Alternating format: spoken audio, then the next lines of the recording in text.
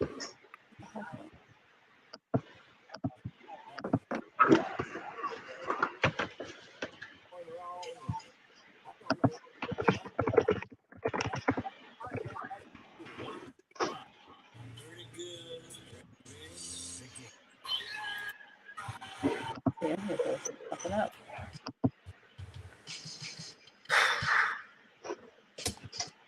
All right, you're up.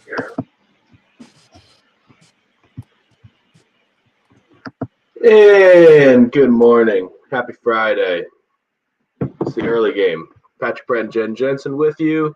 Bill Gunter on the way. Will be with us shortly. But we're so excited. But football is here. Football's officially here. Jen, did you turn on the Hall of Fame game at any point yesterday? Yeah, I did not either. I think there was a rain delay. I believe there was a rain delay. I can confirm that. But I typed in my ESPN app because I was trying to figure out what time it was. And it said delayed. I said, okay, I guess I'm not going to be watching this game. So if you did, please let us know. Tell us how it was. We said that the Raiders were a 2.5-point favorite over under of 30.5. Raiders won by 16 and almost covered that by themselves. So if you bet the Raiders and the over, congratulations, you're a big winner. They take down the Jags 27-11. How do you get 11 points? Field goal and a 2-point conversion. Interesting for the Jaguars. So even their backups are not very good, it would appear. Just looking through the stats, not a lot of names that you're going to know. I know that the Jags released a list early of inactives that was including Trevor Lawrence, Christian Kirk, Travis Etienne, their Josh Allen, Cam Robinson, basically everybody good. So I don't know who actually got to play. I did see a highlight that Travon Walker did get a sack. Did get his first sack in his first game, so the number one pick started to live up to expectations early, apparently, and he actually has gotten a lot of buzz in camp. So I did not like the pick. Thought they should have gone with Aiden Hutchinson. We'll see what happens there, but the reviews have been pretty darn solid for Travon Walker during Jags camp. So Hall of Fame game last night, 803-404-6100 is the number. If you would like to comment on that. That's the number to the Love Chevrolet phone lines. It's the number to the Cool Care Heating and Air text lines. Let us know. How'd you watch the game? Let's see who watched the game the longest. Which early game listener was able to make it the longest? I'm saying there's absolutely no shot anyone watched the entire game. If you do, my hat is truly off to you because that is incredible. That is a true fan. The Hall of Fame game is not entertaining. I'm sorry. And I should mention, it is also Hall of Fame weekend. So this weekend will be the introduction of the 2022 Hall of Fame class. I had no idea who was in this class. I had to remind myself. I just Googled it. And so we're going to have Tony Boselli, Jaguars tackle, Cliff Branch, Raiders wide receiver, Leroy Butler, Packers safety, Sam Mills, Panthers and Saints linebacker, local, Richard Seymour from Gaston, Patriots and Raiders, of course, the defensive end, defensive tackle, just defensive lineman, versatile defensive lineman, Super Bowl champion. A little bit excited for that. And then Bryant Young, defensive end, defensive tackle for the 49ers, as well as Dick Vermeil and Art McNally, a referee. So the enshrinement ceremony will be on Saturday. That'll start taking place at noon. So should be, I guess they'll probably have like 30 minutes each. That'll be sort of an all-day affair. So yeah, here's our first text. Matt watched one half and had enough. I appreciate you watching one half. That's nothing to scoff at. There's nobody playing in that game. I assume Derek Carr didn't play. Just looking through the stat sheets. I mean, Jarrett Stidham, Nick Mullins, they've both had their moments in the NFL. Jarrett Stidham, of course, the Baylor/Auburn quarterback, 96 yards for him. Nick Mullins, Southern Miss, 72 yards for him. There wasn't really a star of the show yesterday, though. For some reason the Raiders played all their running backs. They played Zamir White, they played Josh Jacobs, they played Kenyon Drake and Amir Abdullah. These are all legitimate NFL guys, and they all got carries. Zamir White, 11 carries, 52 yards. Nice little debut for him. Other than that, I don't believe we'll be talking much about the Hall of Fame game. Jimmy Carolina Beach. I watched the first half, then switched to a movie. Go Tigers. We had 2 people watching the first half. I'm impressed they made it past the first drive. So not a lot of Hall of Fame game talk today. It will be a lot of Gamecock football talk today because yesterday was media day. Little bit of a mess when you're trying to watch the videos. I spent a while watching the videos yesterday, and some of them you can hear better than others because some of them they've got people talking in the background. But looked like a successful event, a good turnout, lot of audio that we'll get to as not just today, but probably next week. We'll get to some of this audio because it's just too much to play for you in one day. Shane Beamer opened it up by talking to the media for about half an hour, and then Spencer Rattler, all the coaches, everybody got involved. And I'll ask Bill who he thought was the most interesting. We've heard a lot of these people talk before. Shane Beamer didn't say all that much that we haven't heard from him, other than an announcement that the punter is hurt, which will lead to a whole nother discussion. But yeah, Kai Kroger down, should be back for week 1. And then there's little clips from basically everybody. So 803-404-6100 if you were interested in anyone's interview in particular, heard anything. I think one of the more interesting things I heard, I was interested to hear Austin Stogner talk. I'd never really heard Austin Stogner talk before, so I was interested to hear him. And he mentioned he didn't know anything about South Carolina except for the Jadeveon Clowney hit. Even when he was a senior at Oklahoma, the only thing he knew about South Carolina was the Jadeveon Clowney hit, which I found interesting as a kid from Texas. I think he's from Texas. So 803-404-6100 if any of that caught your fancy yesterday. Bill, did you watch the Hall of Fame game? Excuse me. I made it actually pretty far, somewhere deep into the third quarter, and just blacked out on football, Patrick. It was just too much excitement for me last night. I was not ready. I've not done my proper preseason drills, which is why we have preseason to warm up for watching. But no, it was. I had it on. Stayed up probably a little bit later than I had anticipated. Sitting there just enjoying, just having some football on. You're right. It was not the best football game to watch, but I made it up until Elliott Fry. I was kind of looking at the box score right now just to see when exactly Elliott Fry kicked his field goal last night to give the Jags the first points of the game, and that would be about the time that I said, "Yep." Now that I think about it, I'm still watching a football game. I've got to do a 6 a.m. radio show. Maybe now would be the time to go to bed. So I would say somewhere deep into the third quarter is when I made it, and then realized I am only watching a preseason game. Bedtime would be a better option. What time did it actually start? That's actually a good point too, because there was a huge weather delay. I believe. Now that you say that out loud, we had soccer last night, and I was kind of hanging out with Austin, and I believe it was maybe around 8:30ish, 8:40. The big weather delay. That's actually a good question. I didn't really even think about because I was kind of messing around on the internet. I was looking at some statistics going back to what you and I were talking about. And I want to get into it a little bit this morning on quarterback play for South Carolina and Spencer Rattler and just some stuff, because I was looking at some statistics last night as it pertains to quarterback play. And I'll just kind of drop one on you and go back to the Hall of Fame game for a second. In 2018, Jake Bentley threw for 250 yards 6 times. 2018. So now you got 2019, 2020, 2021. You got 6 starting quarterbacks since then. You've had Hilinski. Colin Hill, obviously Zeb Nolan, Luke Doty, Jason Brown, and then De'Carrion Joyner, 6 starting quarterbacks. So in 2018, Jake Bentley threw for 250 yards 6 times. You want to guess how many times South Carolina has thrown for 250 yards in a game, or one singular quarterback since 2018? Jake Bentley did 6 times in 2018. 2018? Yeah, 2018. So I'll give it 5. 6 is the answer. 6, Ryan exactly Hilinski the got same. 4, Colin Hill got 1, and Luke Doty had a 255-yard game last year. So I spent time as I was waiting for the start of the Hall of Fame game, and I want to go down that path this morning about quarterback play at South Carolina and maybe how punished South Carolina fans have been since the Stephen Garcia, Connor Shaw, Dylan Thompson era.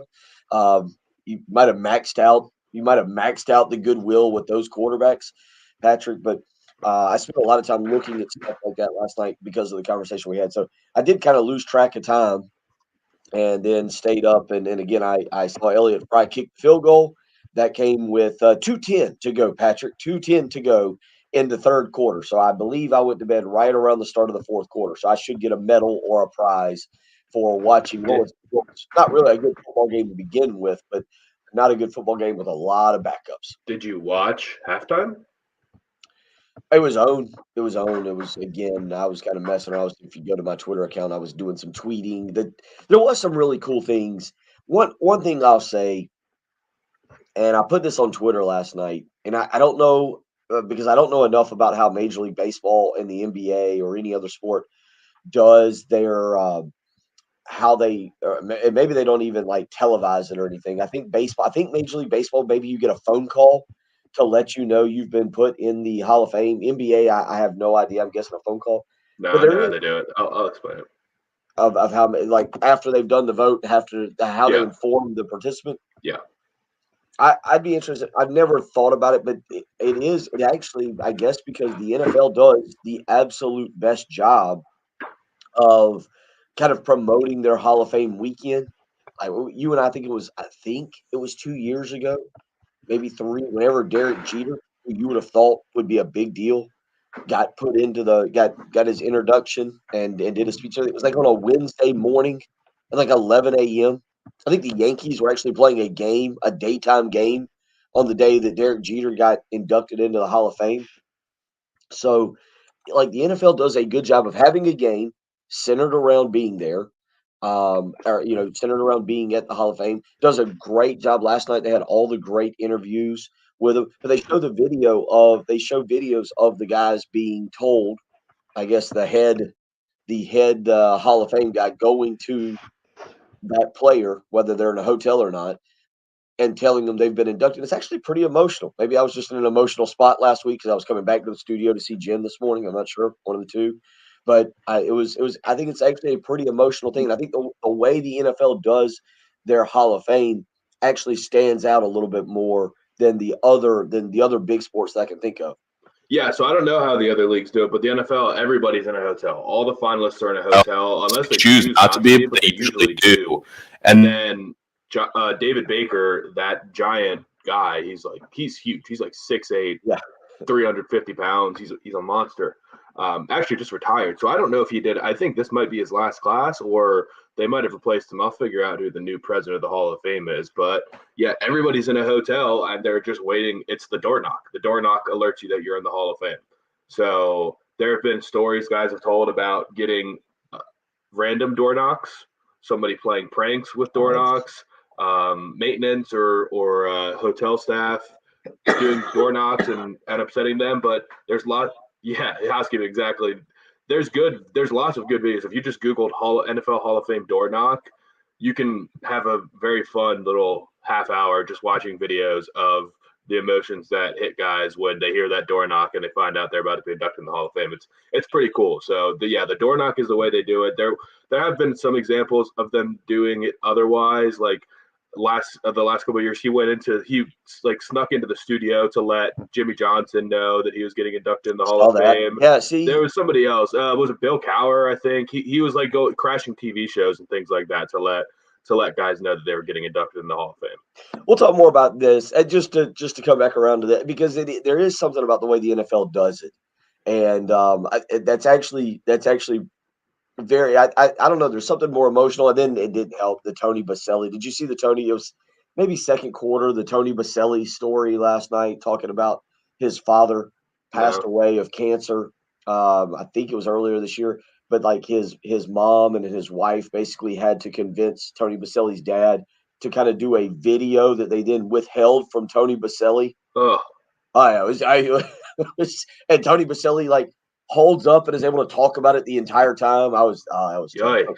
We'll get into that. We'll get into that because I think there's something to the NFL and how they do the Hall of Fame that really stands out. Also, we'll get into, as you mentioned, South Carolina yesterday holding their media day. We'll get into that a little bit. Nothing newsy coming out of there, Shane. I guess the biggest news thing is that Marshawn Lloyd has a dog. Not a big day there for everything that went on at South Carolina, but we'll get some audio of that and cover a few other things this morning. It is a Friday morning. Football is officially here. South Carolina is about 2.5 hours away from opening fall camp practice actually taking place. You'll be able to log on to the internet and get practice updates this morning. We'll get you ready for that. We'll get you ready for a weekend without football, the final weekend where there's not a football game. After this weekend, preseason games, college is coming. It's all right on the track and heading right at us, just like a Jen slap in the back of the head when I go way too long and don't hit a break. So we'll hit a break now. It's coming because I'm back in studio and Jen can physically slap me around this morning. We'll do that. We'll talk a lot about what's going on. If you want to be a part of the program, 803-404-6100. It's the early game on 107.5 The Game.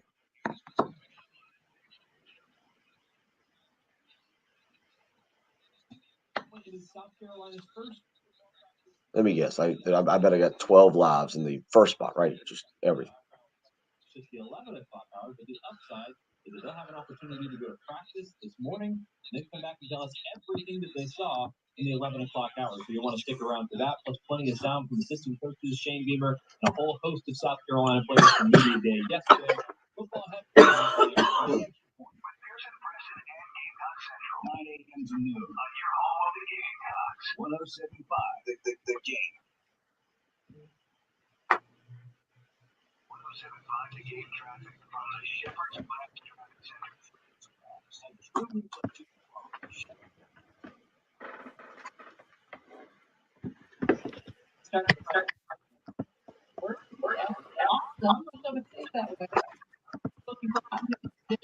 Something new, of course. I played an afternoon storm, the high of 93.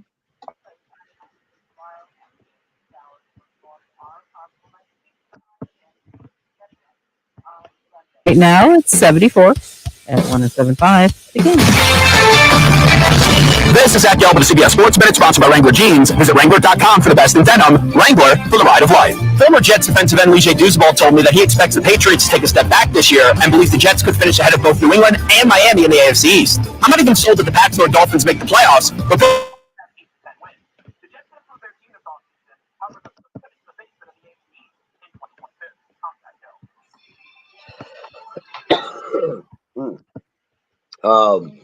Yeah, I yelled a lot. Well, I didn't yell. I just coached at basketball camp yesterday. So I just I did the stretches and got them going and had a good time. But it required me to yell, to 50 kids.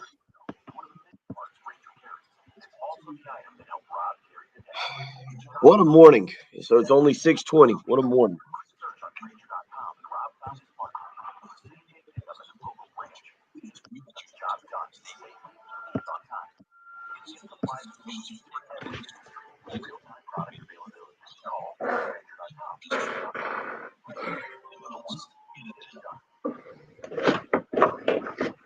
I feel like Jen right now, just full of anger.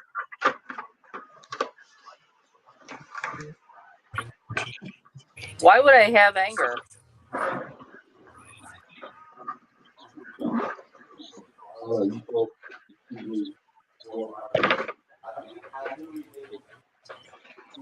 Yards in front of me. I'm pretty sure that was your car taking the left from I literally fight the people. And then I almost had 2 wrecks. Literally, a car slammed on brakes doing 70 on 126 coming in. Oh crap! If I'd have looked anywhere, if I'd have not really, I'd got killed. And then another car decided to come over. Great start.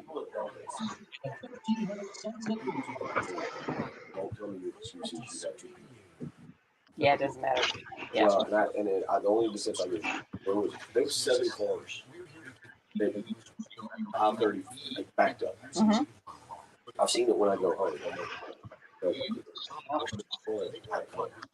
they kept cleaning in boxes of food. Bags, boxes. I guarantee I saw 4 12-inch donuts. I saw 3 bags. And that's when I started tasting all. Yeah. Christmas. Yeah.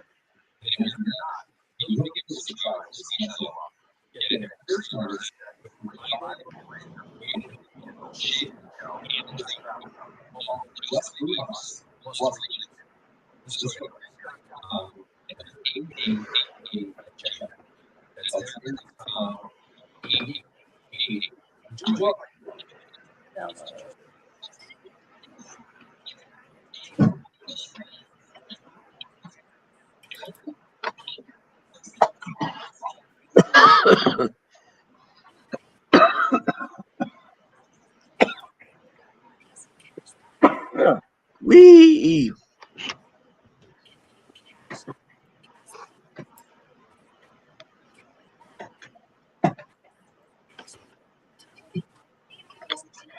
All right. Patrick, did you ever? I don't know if you've got Apple TV. Have you gotten into Blackbird? No, I'm too. I saw a trailer for it. I'm pretty interested in it, but I'm too deep into Yellowstone at this point. I can't watch anything but Yellowstone right now. That's right. You were making the effort on. How's that been so far? It's great. On season 2, episode 6. By the end of this weekend, we'll be past the halfway point, and we'll get 1883 done, and then we'll find the football season show. Probably going to be some sort of miniseries.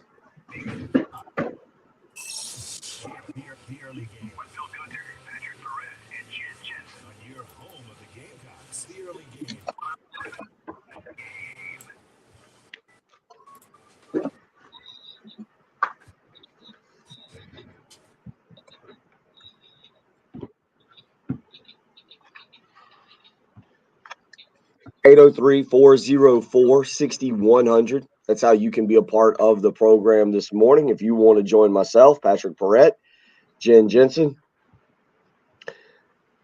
Hall of Fame game last night. Yeah, it was Jags, Raiders, and Derek Carr didn't play. Trevor Lawrence was hanging out on the sideline. The Raiders cover the spread. The over hits 27-11 is the final. The over under 30.5. The Raiders a 2.5-point favorite. And Patrick, it was neat. You mentioned Travon Walker. Yeah, he had a sack early on. I had forgotten. He was the number 1 pick in the draft. They started talking about that, about how well he performed at the combine and kind of caught people off guard with his speed, with his agility.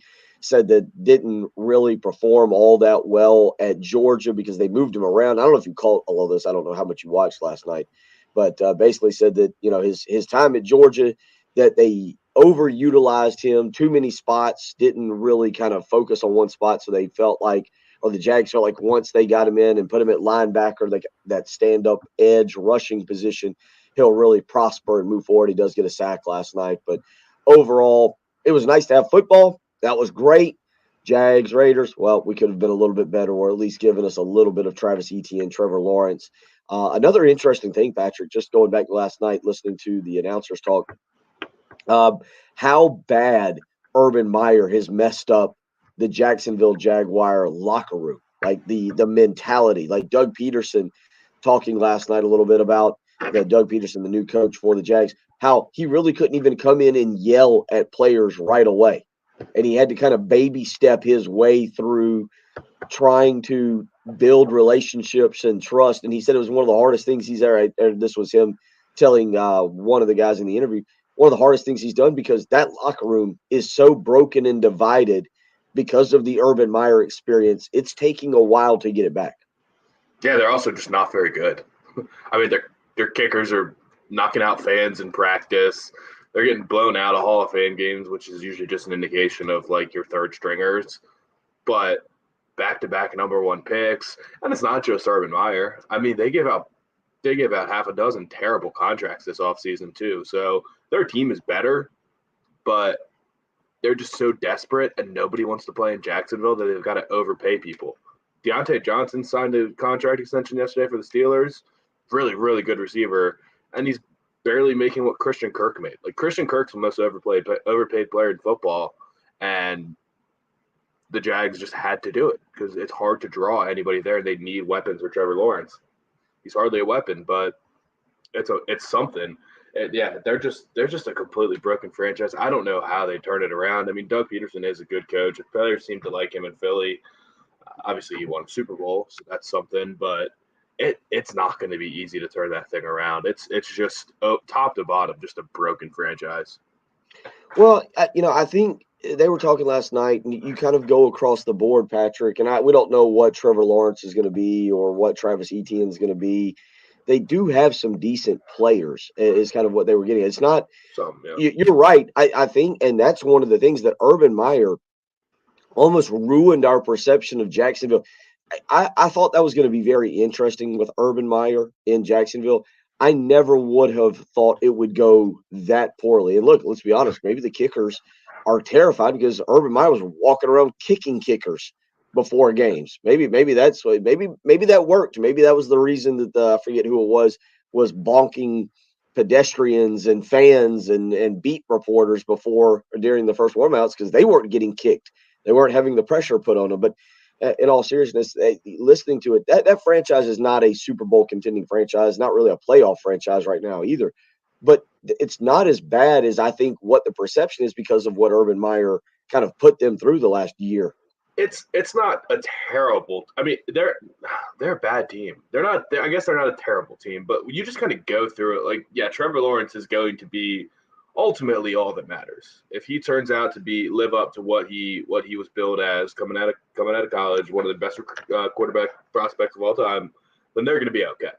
But they're pretty good at running back. Their running back room, James Robinson, Travis Etienne, that's a very, very solid running back room. But just the rest of the team, they're just average and overpaid. So Christian Kirk, $18 million, Zay Jones, Marvin Jones, they have 3 number 2, fringe number 3 receivers that are all fine. They're legit NFL starters, but they're just none of them are number 1 guys. Cam Robinson, they're paying on franchise tag too, and he's a middle of the pack left tackle. Like, he's a starting left tackle in the league, but no one's going to come out here and tell you that he's an above average left tackle. He's a league average kind of guy. They paid top of the market for Brandon Scherf, the guard from Washington. Washington would have loved to keep him. He's great, but when you're paying top of the market, nearly $20 million for a guard, that's no one's really going to suggest that in the team building 101 class. And defensively, they're just okay. I mean, they're paying, again, a boatload of money for Rayshawn Jenkins. He's one of the highest paid safeties in the league. And you're probably sitting at home saying, who? Yeah, exactly. Rayshawn Jenkins. He's fine. He's just fine. Travon Walker, Devin Lloyd, a couple first-round picks this year. I mean, that'll help a lot.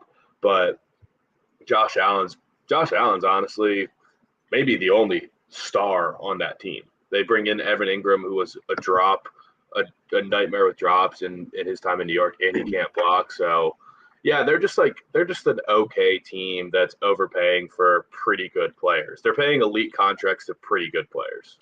Yeah, but that I think is to the point when you say, yeah, they're an okay team. I agree with you. They're not. Don't get me wrong. This is not a team challenging in any division or in any conference. But I don't think they're as bad as Urban Meyer made that franchise. And that's when I say it. I made him out to be. I think Urban Meyer, that was just an absolute disaster of a decision to bring him in, and now there's a little bit of healing going on. South Carolina, getting to the practice field 2.5 hours. There was some audio that I want to play from Marcus Lattimore, and it kind of goes in with what we talked about yesterday, Patrick, about expectations for the season, excitement. almost excitement versus expectations. We'll get to that. It was from the Believe podcast with Mike Uva and Marcus Lattimore. I want to play a little bit of that. We'll get some Austin Stogner and Juice Wells audio from yesterday. Let you listen to. I think yesterday was the first time we've heard from Austin Stogner, correct? Yeah. I don't think he's been on anybody's. It's weird to say this now with name, image, likeness. I think, the way they can do interviews, but I don't think anybody's heard from Austin Stogner. We'll let you hear a little bit of that this morning coming up. We got plenty to do. It is a Football Friday coming up at 8 a.m. Chris Deering will join us. The high school season is slowly getting underway. There was also some big high school baseball news yesterday. We'll let Chris break all down at 8 a.m. this morning. You're listening to Jen Jensen, Bill Gunner, Patrick Perrette. It is the early game on 107.5 The Game.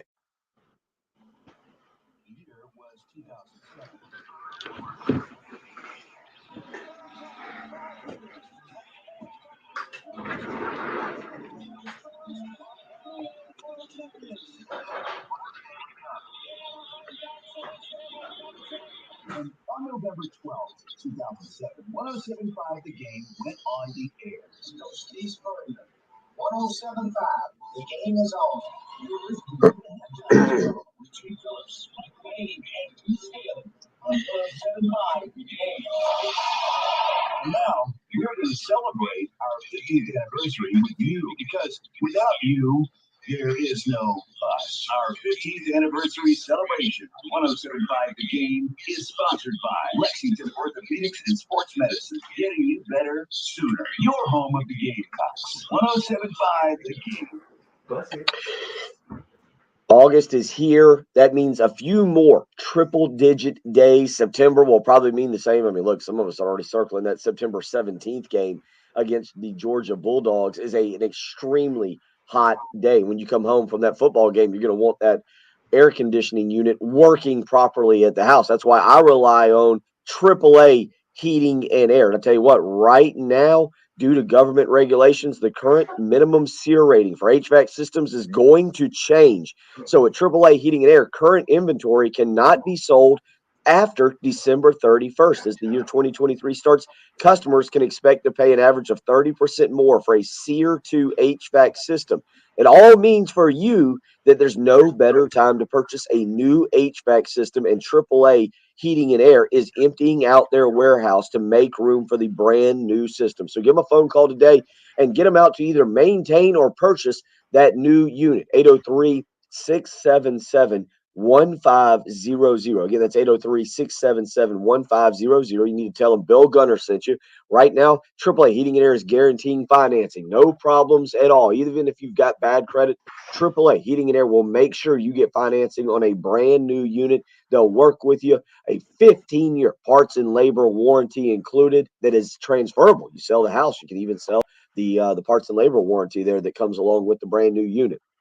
So if you're in the market for a new unit, there's no better time to buy. And right now, AAA Heating and Air is the people to buy from. 803-677-1500. That's AAA Heating and Air. Tell them Bill Gunner sent you.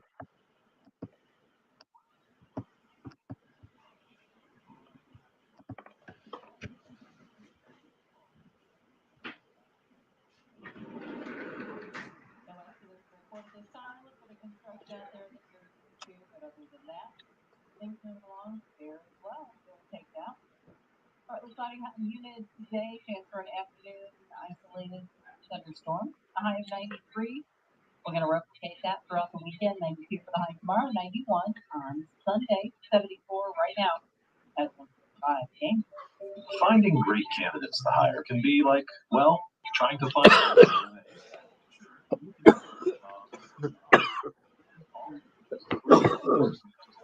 which is why you should try ZipRecruiter for free at ZipRecruiter.com/radio. ZipRecruiter doesn't depend on candidates finding you, it finds them for you.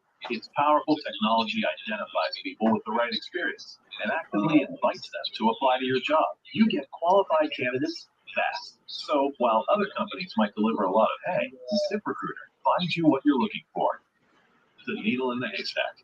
See why 4 out of 5 employers who post a job in ZipRecruiter get a quality candidate within the first day. ZipRecruiter, the smartest way to hire. And right now, you can try ZipRecruiter for free. That's right. free at ZipRecruiter.com/radio. That's ZipRecruiter.com/radio. ZipRecruiter.com/radio. I'm Scott Wayne with the NFL Network now on the Let's Move On Radio Network. First time since the Super Bowl, we've had live NFL action. Jaguars take off the preseason, a Hall of Fame game in Canton, Ohio. Covered by a score of 27-11. First game this one. Elsewhere, NFL announced former New Jersey Attorney General Peter C. Harvey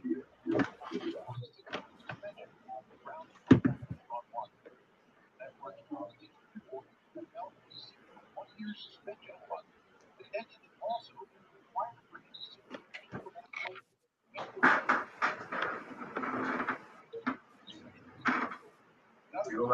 Johnson's contract stalemate is over. Find out returns. That's his. $36.7 billion. This is the NFL Network now. Let's move on. What would you do with extra money this summer? Build a tank? How about a vacation? What's never $5,000 to see the cars to use for or make it. Every $1 spent in store on that purpose to measure. Not a rule whatsoever. Join today and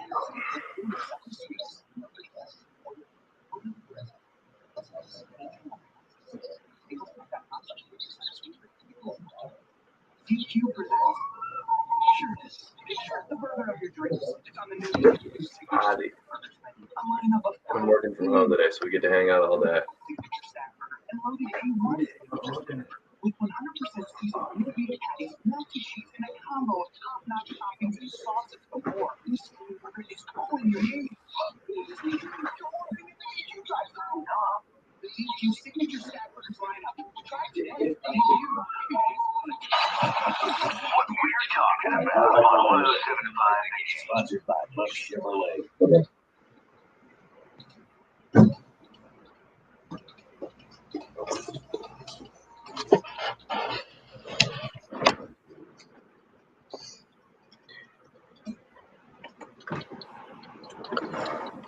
803-404-6100. Yeah, you can hear my voice.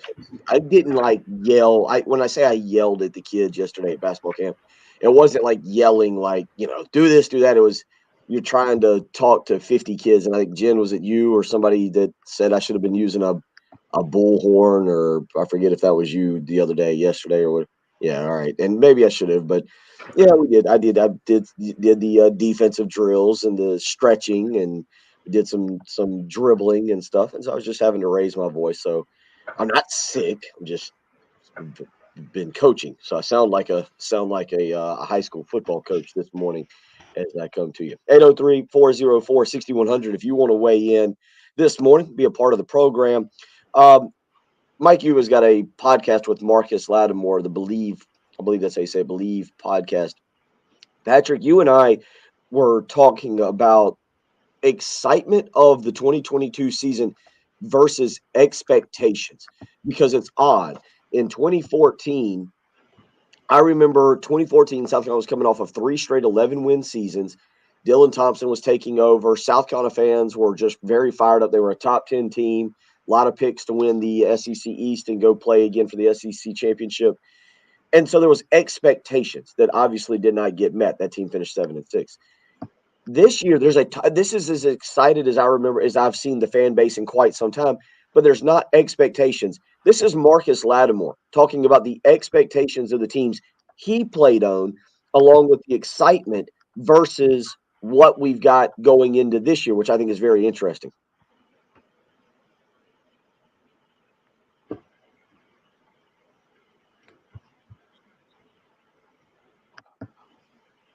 You got Jadeveon Clowney on your football team. Stephon Gilmore, who's going to probably be a potential Hall of Fame. We were supposed to look at the roster that Coach Beamer has. Not saying that we don't have talented players, but the caliber of players that we had. Imagine what he could do. I mean, it's just the potential, man. He showed last year how effective of a coach he is. He really did. And I mean, like putting together the pieces. I mean, the story that, I mean, you just mentioned the name Zeb Nolan. Nobody knew who Zeb Nolan was, but he was prepared to play. Patrick, it's interesting because you hear Marcus talk about the guys that they were with, the guys that played. There was excitement. There was a ton of excitement back then, very similar to what I feel like is happening around South Carolina football now. I feel like there is a ton of excitement, but that excitement was centered around those players and the expectations for those players. I don't feel like there's those expectations this year, which is cool, which is neat. Like, people aren't going to be happy with 6-6, but the bottom line is, it is. I think people are having almost kind of a hard time trying to find the happy medium of what to expect from this football team. I think so. I mean, I pretty much disagree with Lattimore there. Like, you can look at. He's looking at that team. Everybody knew Gilmore and Clowney were great, but he's also looking, like when you mentioned Stephon Gilmore, potential Hall of Famer. I mean, we can look back at Will Muschamp era South Carolina teams, and you can say, I mean, look at what you had. You had Deebo Samuel, Shi Smith, Brian Edge. You got 3 NFL wide receivers. Deebo Samuel, one of the most dynamic playmakers in the NFL right now. And then you go to the defensive side of the ball, and you can start rattling off defensive guys, like Ernest Jones, middle linebacker for a Super Bowl winning team in his first year, and they just underdrafted him, undervalued him. Javon Kinlaw, first-round pick, like dominant against Georgia, this and that. Like, you can start rattling off great players. And for this year's South Carolina team, you could potentially be looking back in hindsight saying this offense was just incredible. I mean, Spencer Rattler, you got a first-round pick at quarterback. You got 2 tight ends that are going to the NFL. You got multiple receivers that are going to the NFL. Like, this team was just absolutely loaded. Like, in hindsight, you could probably do that for a lot of South Carolina teams. Sure, Clowney and Gilmore particularly are different, but I don't like the explanation. I don't really buy into. Well, it's more of, look, people knew those teams were, I mean, again, you had the number 1 pick in Jadeveon Clowney. You had a top 10 pick in Stephon Gilmore. Obviously, Melvin Ingram was a first-round pick. You had some really good players, and expectations had been driven up. They had been slowly driven up by the 9-5 season in which the South Carolina won the SEC East. We'll continue talking about it because today is the first day of camp. We'll get you some Austin Stogner sound as well. Juice Wells talking to the media yesterday. We'll let you listen to a couple of those guys this morning. So we've got a lot going on here. Again, if you want to weigh in, I'd be interested in the realistic expectations as we start fall camp here on August the 5th. We start fall camp. What is the realistic expectations for this football team? Because I feel like, even though fan is short for fanatic, I feel like a lot of you have done a very good job of kind of keeping realistic expectations going into the season. We'll talk about that in the quarterback situation because, again, those numbers, man, I feel like South Carolina fans have been punished the last few years for having to watch Connor Shaw, Stephen Garcia, and Dylan Thompson. Now you got punished the last few years with some really bad quarterback play. We'll talk about that as well. You're listening to the early game on 107.5 The Game. The Halftime Show with Jay, Terry, and Tommy. Noon to 3. On your home of the Gamecocks. 107.5 The Game. And need to tell you about our great friends at Canty Foundation Specialists. They are the crawl space and foundation repair experts. So if you have got any signs of crawl space or foundation issues in your home, you need to give them a call. 803-424-8380 is the number, or you can find them in Columbia, Greenville, Augusta, Charlotte, and Charleston. They are all over the place and ready to help you. So as far as crawl space issues, if you have an open crawl space in your home and you've recently experienced a storm, you might have standing water under your home. That can create high humidity and condensation in the crawl space and an environment for mold, mildew, and pests, including termites. The moisture can lead to wood rot and floor joist problems, and 50% of the air you breathe in your home comes from your crawl space. So when those musty smells or awful odors from mold or mildew get in there, they can cause health issues like runny nose, itchy eyes, and coughs. So you need to call Canty Foundation Specialist, 803-424-8380.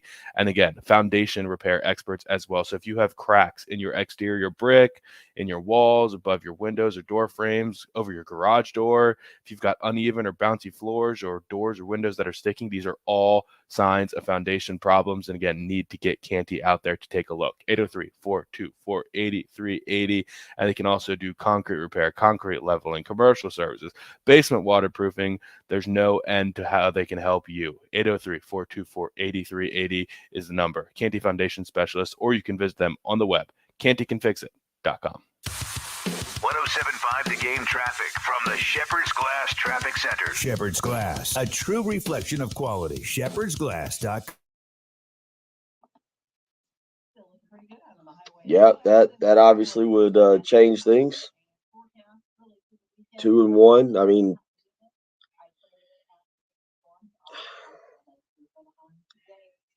they gotta wonder.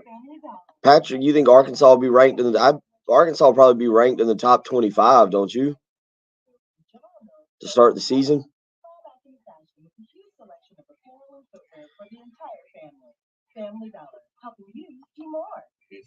They would definitely be. I think Arkansas will definitely be ranked if they do beat Cincinnati. Yeah, I think they'd be ranked in the preseason top 25.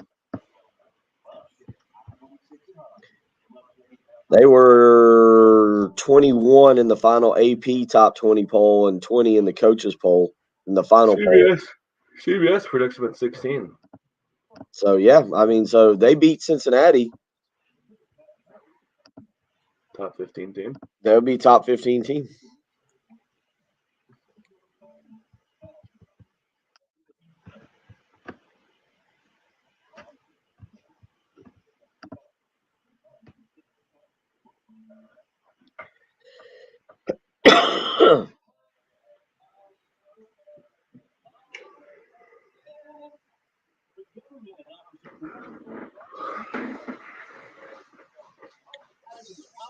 Yep, 8-4.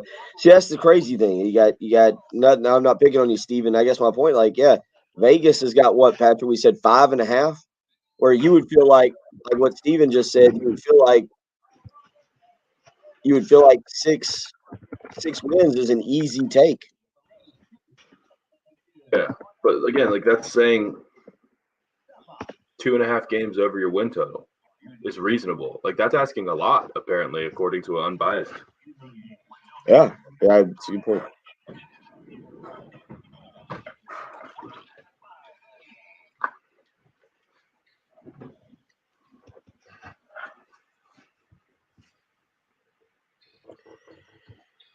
Steven weighing in on our live stream. You can go to youtube.com.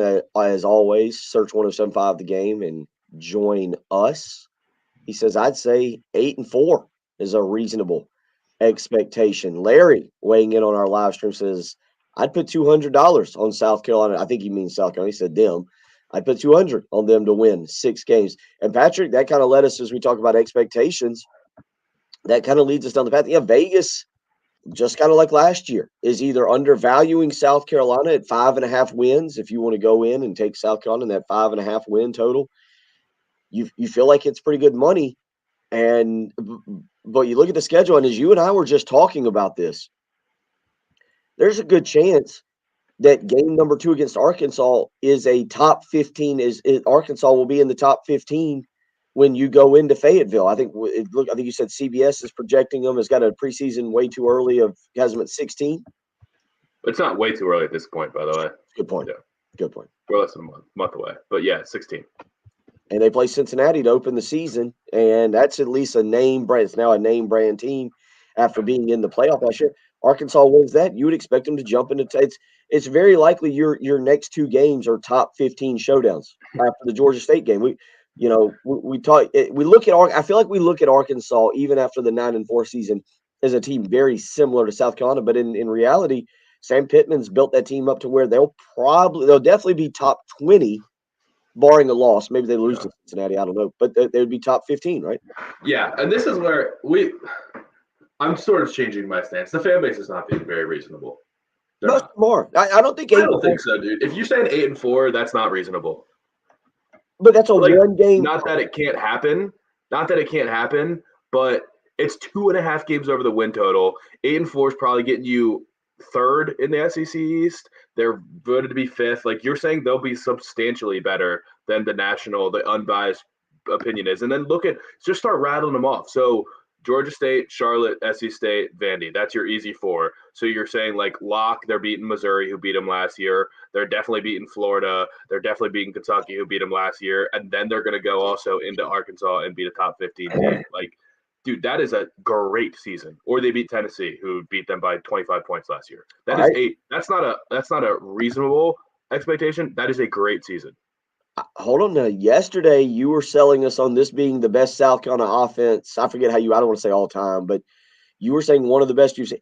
It was Spencer Rattler. You were saying, look, if he throws for, what'd you say yesterday, 3,600 yards, which would break. Yeah. Why is 8 wins? If you're telling me that that's your expectation for the offense, then I've got to say that you're telling me it's 8 wins. You're telling me you can win that home game against Tennessee in a shootout. If you're going to sell me on, hey, this offense should be one of the best Patrick Pratt's ever seen, or one of the best South Carolina fans have seen. And again, I can go back into quarterback play and we'll do that. But, if you're going to sell me on, hey, this is how good that offense is, Patrick, you also got to kind of side with Steven on our live stream saying, yeah, 8-4 is kind of reasonable because because you're going to assume that you hope, I should say, or assume, I'm not sure what direction you want to take it, but that the defense is going to give you the production that it was last year. Like, if you're telling me that offense is as good as you're telling me, then if you've got a average defense, then yeah, 8 wins all of a sudden becomes pretty reasonable in that game because you should beat Missouri at home. Florida on the road is late in the season it becomes a toss up. Throw in Kentucky. I don't know what Kentucky's necessarily going to be. Will Levis is getting all this preseason hype. Again, you're telling me that Arkansas is a reasonable game. I mean, go down the line there. The only 3 that you instantly look and say, is Clemson on the road, is Georgia at home, and then I guess maybe Texas A&M. Maybe I don't know enough to. Maybe the only 2 you're looking at, because we feel like you and I if we go through the SEC, we both feel like Texas A&M is probably a year or 2 away from maxing that potential, that recruiting class, right? Yeah, so I guess you got to get them now. But to the point about the offense being the best ever and them still not going 8-4, that can easily happen. Tennessee's offense was incredible last year. They went 7-6. They were 6-6 regular season. Oh no, they lost the bowl game. So they were 7-5 regular season team. I mean, that could easily happen for South Carolina. And as we said yesterday, becoming the best offense, and I was particularly talking about Spencer Rattler with the 3,500 yards and 30 touchdowns. Those can come in a variety of different ways too. So like he can throw 6 touchdowns against Vanderbilt and really pad the stats, and then he's a fifth of the way there. I think, fifth of the 20% there on breaking the record just in one game. He can throw 4 touchdowns each against Charlotte, South Carolina State, and Georgia State, and be halfway there and not even have to do that much for the rest of the season, because it's not a high bar to hit. I mean, it's a good season, but it's not an incredible season. It's not like Spencer Rattler throws for 3,500 yards and 30 touchdowns. Bang, you're an 8-4 team. And this defense, you're talking about a defense that they had some good games, but they did give up 44 to Texas A&M. They did give up 40 to Georgia, 30 to Clemson, 31 to Missouri. It's not like they were out here, holding teams to the low 20s and mid teens every game. It's fun to talk about. It's fun to get excited about. It's here. 2 hours away from the first practice of fall camp for the South Carolina Gamecocks. We'll continue talking about that. We'll get you some more audio. A couple of you weighing in. Matt weighing in on our text line about Juju McDowell, saying also Juju talking about he knew he was fast at media days by outrunning his mom. Yeah, Juju McDowell is an interesting character. We'll talk a little bit about the running back room. Let you listen to a little bit more Marcus Lattimore talk about the running room. So a lot to do this morning. Again, coming up in about an hour, we've got Chris Deering, and we're going to give away some tickets, Jen. For the love of goodness, we've got to give away these Firefly tickets before one of our sales guys kills us. 803-404-6100. Hour 2 next.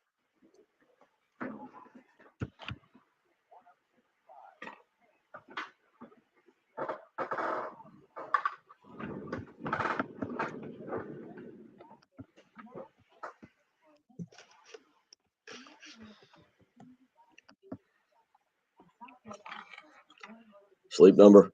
There's 2 sleep numbers and then there's that cardboard. Oh, okay. All right. Yeah. Yeah. You ready? Yeah. Now,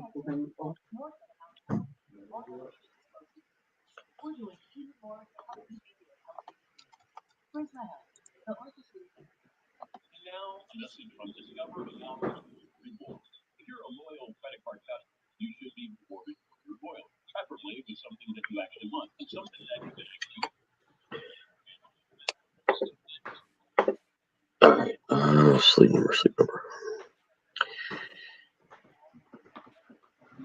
All right. Sleep number 8, 9.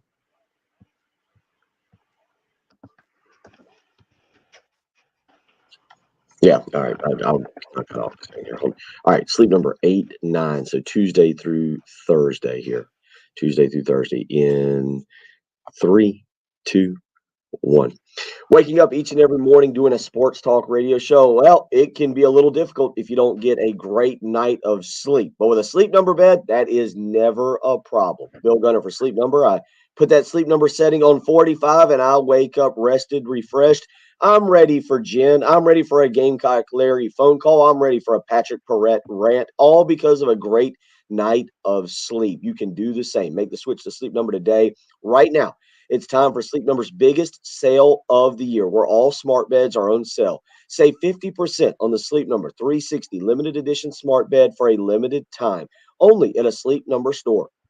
2 to choose from, 1 in Irmo on Harbison Boulevard across from Buffalo Wild Wings, the other in Columbia, 2 Notch Road across from Sand Hills Mall. You can visit them on the web, sleepnumber.com. People ask, why choose proven quality for Sleep Number? Because every great day starts the night before. Right now, it's Sleep Number's biggest sale of the year, where all smart beds are on sale. Don't miss the deal. Make the switch to Sleep Number today and find out what a great night of sleep is truly like.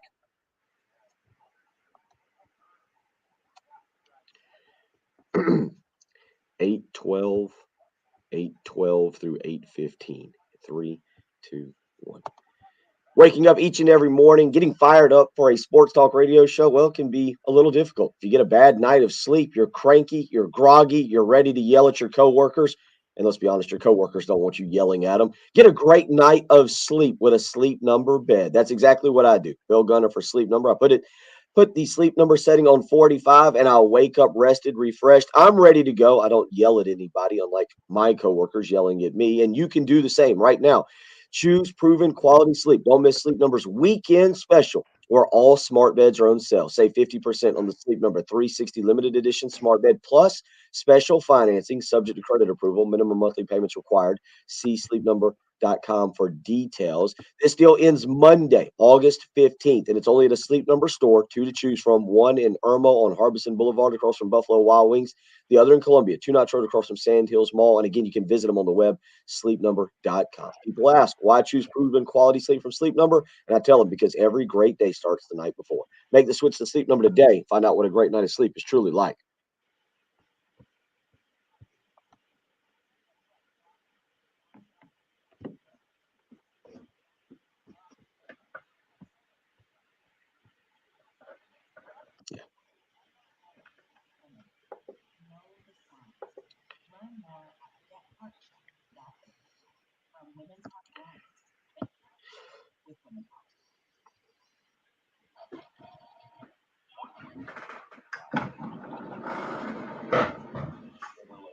Never try or take advantage of the add-ons. I-26 Cops at LoveShipping.com. Find new roads.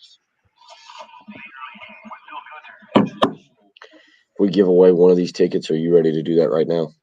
Make sure we do that coming out.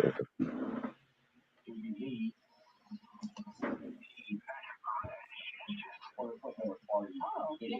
You go in your second. That would be a great party. That would be so much fun. Those are the people that I love the most. I love on your home of the Gamecocks. I love it. I can't stand up there. 107.5. The Game.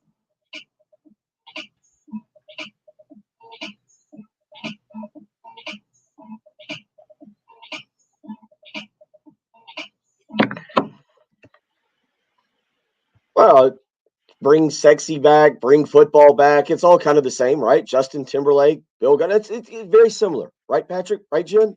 I'm similar to Justin Timberlake. He brought sexy back. I'll take credit for bringing football back last night.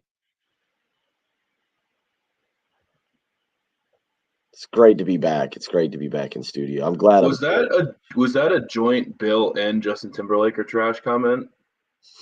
Yeah, I like Justin I Timberlake. like Justin Timberlake too, Jen. Why are you putting down JT for? Very underrated actor. Yeah. Very underrated actor. Very underrated sketch actor. He's always been good on Saturday Night Live. Great musician.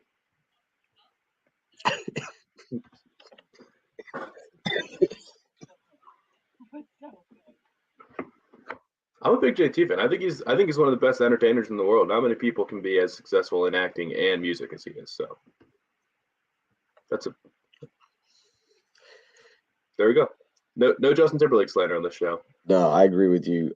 Was Justin Timberlake involved in the SNL sketch? The boxes? The box? Yes. Yeah, that's what I thought. When Jen said cup, I didn't think of any cup sketch he had. I went to the box. Yeah, I went to the box sketch. I went to the box sketch. So I didn't know it. So then there was the two. It was that and then Mother Lover. I don't remember. I don't know that one. Look it up. It's great. Okay. Yeah. All right. So, by the way, your passionate response yesterday to the Gamecock, the Rooster, whatever. A lot of people very much on your side about the original owners. Yes. Yeah, I don't know who they are. It's a little weird though. Like, why do you want them to cut off the comb so badly? Yeah. Yeah, it was a couple people that weighed in agreed that you were very passionate. Well, they kind of embarrassed the fan base too, because there were national storylines about this and people were talking about it across the country. Like, wow, this is the most South Carolina story ever. And they're like, I saw lots of people tweeting that, being like, I was not prepared for how dumb this article was going to be. Yeah, me neither. 803-404-6100 if you want to be a part of the program. Coming up in just a few minutes, get your dialing fingers ready. We're going to give you away we got a couple pairs of tickets this morning that we need to give away for the Columbia Fireflies for Saturday and for Sunday. So coming up here in just a few minutes during this segment, we will give you a pair of tickets to Saturday's game for the Columbia Fireflies here at Segra Park. So go ahead and get your dialing fingers ready, and we'll give that away during this segment here in just a few minutes. Again, 803-404-6100. We'll get you that here. We'll also get some audio this morning as we got plenty going on. A little bit of discussion regarding the South Carolina Media Day yesterday, which, again, was uneventful, and that's a good thing. That's a good thing that it was uneventful. Now, it does help that Shane Beamer spoke just over a week ago in Atlanta, or 2 weeks ago he spoke 3 weeks in a row, Patrick. I guess I didn't. I don't know why I didn't put that together. Tuesday in Atlanta, last Thursday at Birdies for Beamer, and then speaking again yesterday. With Beamer. Birdies with Beamer. Yeah. He did the same thing. What? He did the same thing. He was like, nice to see everyone again. Thanks for coming out to Birdies. And he looked over, I think probably to Steve Fink, was like, Birdies with Beamer? Yeah, I almost said Birdies for Beamer. Yeah, Birdies for Beamer. Come on, man. You want to name your own golf tournament? What are you doing? Yeah, he's got other things to worry about, like winning 8 games. Although it's not Birdies with Beamer because he doesn't play. Well, he plays with all the groups. He hops in a cart and goes around and hits shots, hits putts. So yeah, he's helping make birdies. You're making birdies. Beamer's coming and joining you. It makes all sense. It fits perfectly. But he's got more. He's got to worry about, like, winning 8 games next year. Next year, I want Birdies with Beamer to be all of the media gathers around and just watches Shane Beamer play 18 holes. Just all riding. See how he does. Yeah. Just the pressure. All huddled behind him. Kind of like the British Open where they file in behind the player on 18 and up the fairways. Yeah. All the media guys and girls have our own golf carts, and we just follow Beamer around for 18 holes. And you can talk during his backswing. I play our music and smoke cigars. Yeah. Yes. That does sound like a great afternoon. 803-404-6100. Jen, we ready to give away some tickets here? We will take caller number 6, a family 4-pack of tickets to tomorrow night's game at Segra Park. The Fireflies, they'll have post-game fireworks. It'll be Nickelodeon Paw Patrol night. How about that? Ooh. Yeah, there you go. Tomorrow night. Right now, caller number 6-803-404-6100. Excuse me. I will not be there cheering loudly, as you can tell. Caller number 6, though, wins a family 4-pack of tickets to tomorrow night's Columbia Fireflies game, as it looks like they take on a dog chewing a bat. I don't know if that's the River Dogs or not, but caller number 6 there wins a family 4-pack of tickets. If you don't win that one, we will give away some tickets to Sunday's game coming up in just a little while as well. I love themed minor league baseball games. I just broke out my lightsabers from Star Wars night at the Nashville Sounds. If you're on the live stream, we got Nashville Sounds branded Star Wars lightsabers. My goodness, they gave those away at what did they give? A baseball game, yeah. Minor league baseball. Nice. Things Okay. are sweet. Star Wars night was a blast. Yes. When was this? Was this last night? No, this was a couple weeks ago.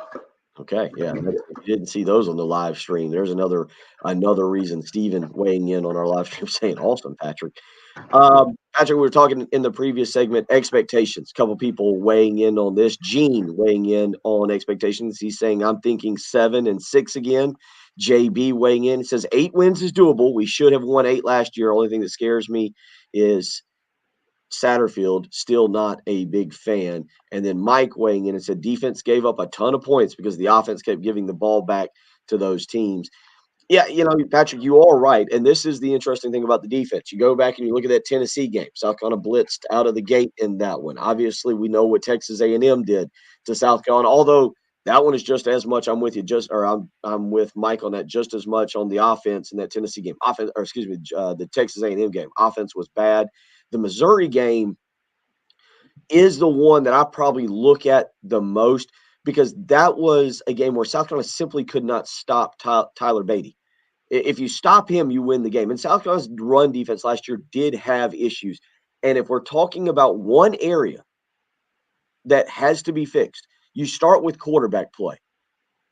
But stopping the run, Patrick, is every bit as big because as many good things as South Carolina did last year, one of the things that they did not do was stop the run. And we kind of glossed over it a lot of times. But the Gamecocks' run defense was porous, and that has to be fixed this year. And you've already lost at least a guy you were hoping on for depth standpoint in Rick Sandage. So guys like Zach Pickens, like Alex Hunley, like Tonka Hemingway, you got the new guys, TJ Sanders and Nick Barnett.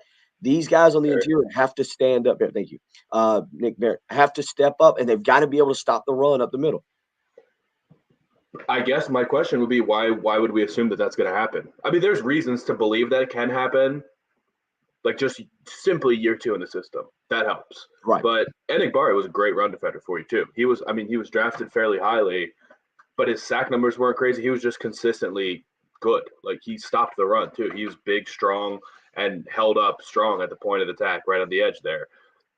Why would you believe that it will be better? I mean, you haven't overhauled the linebacker room. I mean, Sherrod Green will be back, but he's not going to single-handedly make you a better run defense team. I'm in the camp of Zach Pickens is going to tear it up this year, so maybe you go with that. But just on the surface, it's not all that different of a group as it was last year, and probably the weakest unit on the team is that linebacker group, which is fairly important for the running back depth. I guess offensive line you could say is the weakest on the team, but defensively. Well, you hope, and again, as we talk expectations and hope and all those fun words here on the first day going into camp, a couple of things you hope. You hope Brad Johnson in year 2 playing linebacker makes significant strides. That the adjusting to the position and playing under Clayton White, as you just pointed out, year 2 for Brad Johnson, you hope that's it. You do hope that Sherrod Green coming back is staying back too. Coming to whatever it is. No, like staying healthy. That has been a major area of concern. Yeah. Yeah, I mean, you hope that that's a vital part of the defense. You also, I think, have got one guy, 4-star recruit, who it's time we talk about Jordan Birch. Mo Kaba has shown glimpses in the past of being a very good linebacker. It's inconsistency that's held him back, and that is a guy I think you look at this year who could come on and be a really good player, kind of come out of nowhere and really be a big part of that defense and be a guy that really steps up. That's a guy, again, when you look at Green, you look at Johnson, they're going to be the starters. Mo Kaba is a guy that has got to fit in there somewhere and be able to come on and kind of live up to that recruiting hype when South Carolina got him away from NC State. That would be huge. I mean, you need someone to step up there, and you just need everybody. You need everybody to be able to tackle better. You need kind of more speed. Nothing against Damani Staley, but I think his issue was sort of more getting beat to the edge last year.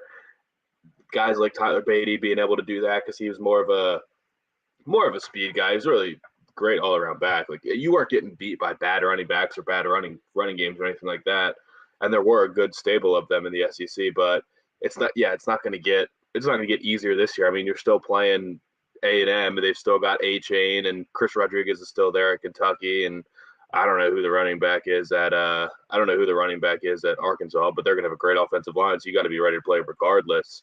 It's not going to stop. You know, the running game is not going to stop, and Tennessee doesn't want to run the ball as much as they want to just kind of air it out, but you still just got to be prepared. And yeah, you need Zach Pickens to dominate. You need these linebackers to you don't want to see what you don't want to see is a rotation. Like, you want to see a couple guys establish themselves. You don't want to see them tinkering week in and week out and saying, all right, well, this didn't really work out last week. This linebacker pairing didn't work out great last week, so let's try this one. And you just really want someone to kind of seize the job and be dominant. That's maybe what I'll be looking for in camp. And it's hard at the linebacker position to stand out as much in camp as it is wide receiver, where you're getting one-on-ones all the time, and it just becomes clear, like, this guy's going to be dominant. Nobody can cover him. Linebacker's a little bit different, but I would be pumped if I heard, hey, Mo Kaba has just established himself this camp as the best linebacker on the team. Because we're kind of the theme of the program this morning is fair expectations. Hope weighing in says, I see 7-5, but 8 wins is not unreasonable to think it could happen. I agree with Hope on that. Fair expectations. We just talked about the linebacker spot. Donovan Westmoreland was a 4-star linebacker recruit, but yet he's overshadowed by the other 4-star linebacker recruit, Stone Blanton Patrick, who is not on campus for the spring. So he has made his appearance this summer. Seen him a little bit on social media. What do you think when we talk about Kaba, Johnson, Green, Daryl Ware, former walk-on is a part of that rotation as well. South Carolina, by the way, depth-wise at linebacker is not great. That is a concern. But Stone Blanton, what becomes a fair expectation for him? Contribute by the end of the season. Okay. I don't think it's fair to expect him to be part of the lineup early, to have an impact. Like, I don't expect him to be out there making tackles against Arkansas. The kid is built, so maybe the adjustment to that level won't be as difficult for someone like him. But linebacker it's not necessarily like the defensive line or the offensive line where it's just a different level of physicality and you're doing true one-on-ones every play. But missing out on spring workouts and all that stuff, I would think that the adjustment will be a little bit different. And just being on the field, he's got to get adjusted to the pace of play. So I would be surprised. I mean, not surprised necessarily, but you rarely see freshman linebackers out there making big time plays. But if he's ready for the physicality, sure, that's different. But I wouldn't put it on the kid to say, hey, we need to see you out there beginning of the season. I would just hope by the end of the season he's in the rotation, making tackles, a few tackles a game, and ready to go next year. 803-404-6100. That's how you can weigh in this morning. We'll give away some more tickets to the Fireflies coming up here in just a little while. We'll let you get some audio as well. Austin Stogner, Juice Wells, and we'll let you hear a little bit of Marcus Lattimore talking about the running back room. So we've got plenty to do this morning. Again, if you want to weigh in, 803-404-6100, or you can go and join us on the live stream. Go to youtube.com, search 1075 The Game, click join, subscribe. Lauren, Hope, Steven, RL, bunch of people weighing in this morning. Larry's in there. Brian weighing in, saying 8-4, a major step forward. I like having UT at home, and let's face it, Tennessee always projects to be a world beater, and then there's a thud. Losses to A&M, Georgia, Clemson, and Florida. Good little right up there from Brian. You can go and be a part of the live stream as well. Again, go to youtube.com, search 1075 The Game, click join and subscribe. You're listening to the early game on 1075 The Game.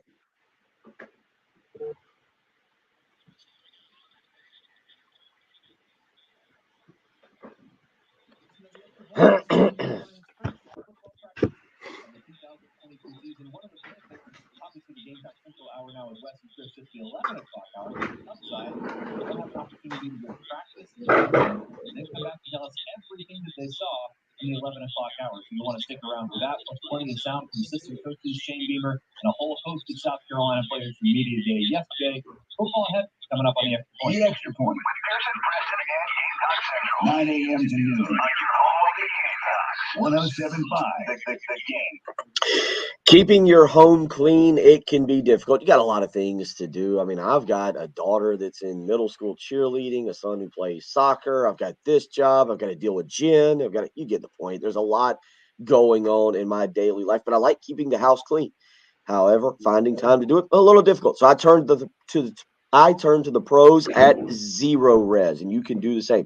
803-262-4020. No one can clean like Zero Res because only Zero Res cleans with their patented ZR water technology. No soap, no residue, no harsh chemicals. That's right. It is scientifically proven to keep your carpets, your rugs, your tile, your upholstery cleaner longer. So call today for that cleaning of your household. 803-262-4020. When you mention my name, Bill Gunner, at 107.5 The Game, you'll get 3 rooms of carpet clean for only $119. Just got to remember my name, Bill Gunner, at 107.5 The Game. Again, 803-262-4020, or you can book with ease online, ZeroResColumbia.com. ZeroRes understands every dollar counts these days, so you can save big with their back-to-school special. 3 rooms of carpet clean for only $119 when you mention me, Bill Gunner, at 107.5 The Game. 803-262-4020, or again, you can book with ease online,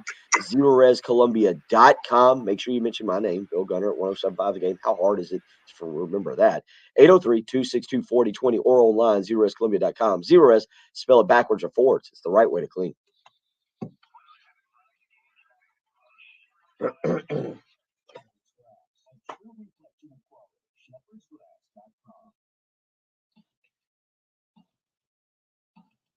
And it looks like we do have a disabled vehicle I-20 westbound after Highway 378. Could slow things down a little bit, but certainly nothing major. We're looking for today, afternoon traffic storm if possible. Highway 93, the rest of the weekend, 92 and 91 highs respectively. Right now, 74 at 175. This is CBS Sports. 6 games. And the MVP and Detroit. Of that month.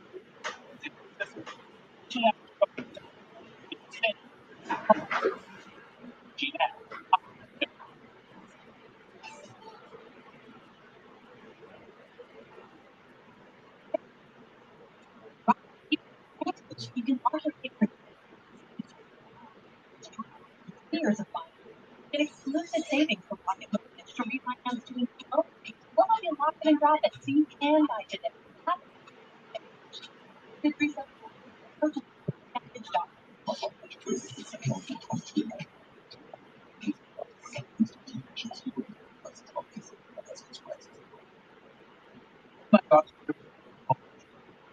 So you have 300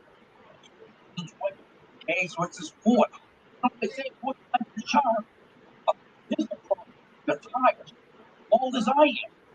You need motors as tires for just about everything more. That's Jack's answer. Tissues, it's on the different clock. That's EA motors. That's right. Talking about is for breakfast. These are the all breakfast stocks. This one can just breakfast cinema. National. Get your stocks today.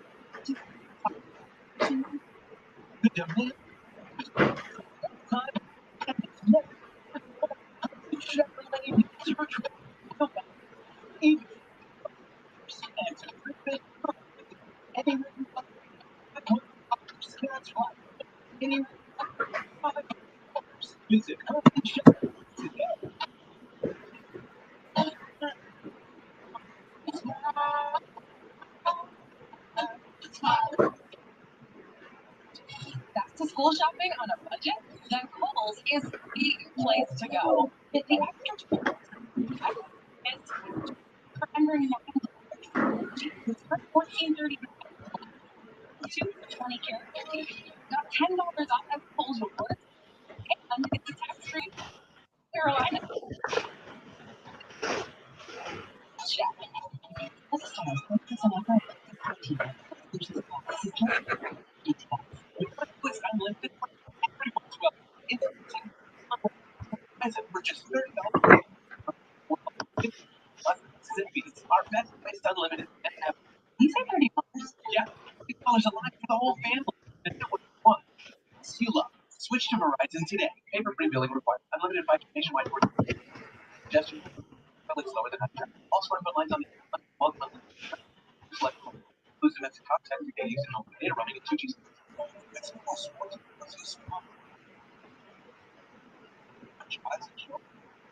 A show, the Johnson Show, from the film These College Davis today. College Davis used to be absolutely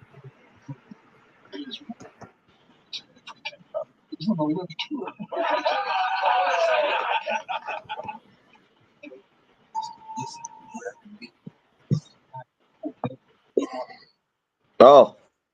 29th, 2010, Ray Tanner's Gamecocks were battling UCLA for the College World Series championship.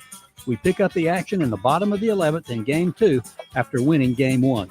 Score tied at 2, Scott Wingo on third base, Whit Merrifield at the plate. Here's Andy Demetra. Merrifield now back in. He's ready. Line at the letters. Pumps the 2-0. Swing, line drive, right field. It drops. Coming home is Wingo. He touches home. The game is over. The game is over. The wait is over. The Gamecocks are the national champions.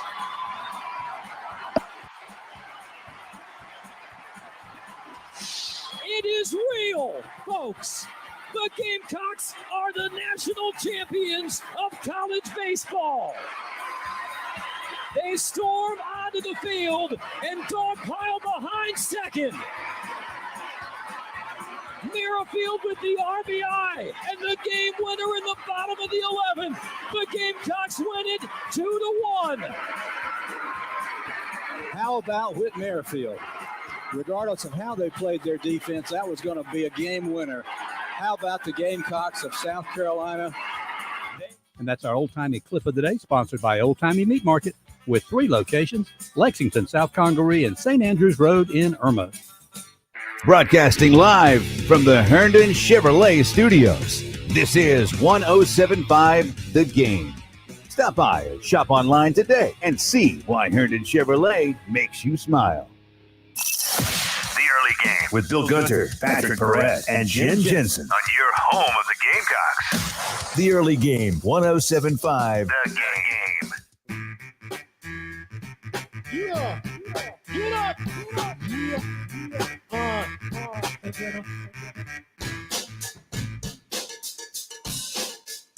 Reminder. Oh, goodness. What is it? Is it 3 weeks from today? Is that what August 26, 12, 19, 26? Yes, 3 weeks from today. The 107.5 The Game golf tournament will be taking place, and you do not want to miss this. We're going to have an absolute blast on August the 26th out at Charwood Golf Club, more affectionately known as The Wood. You want to get out there and come and join us. $100 per player, $400 per team, breakfast provided, lunch from Little Pigs. We'll have a closest to the pin challenge, long drive prizes, plus a hole-in-one cash prize. Football tickets will be given away. We'll have other prizes. Call today, 803-755-2000 to register. Last year we sold out. We ran out of spots. You want to call today and go ahead and reserve your spot. $100 per person. If you've got maybe just 2 of you and you want to come play, we'll find 2 other people to put you with. If you've got a whole team and you think you're the best golfers in the Midlands and you want to win the 107.5 The Game golf tournament out at Charwood, well, then you need to go ahead and call and get signed up. 803-755-2000. Our buddies Rock and Daniel Lucas do a phenomenal job of taking care of us. They've taken care of our players. They will have it ready to go. The course will be in beautiful shape.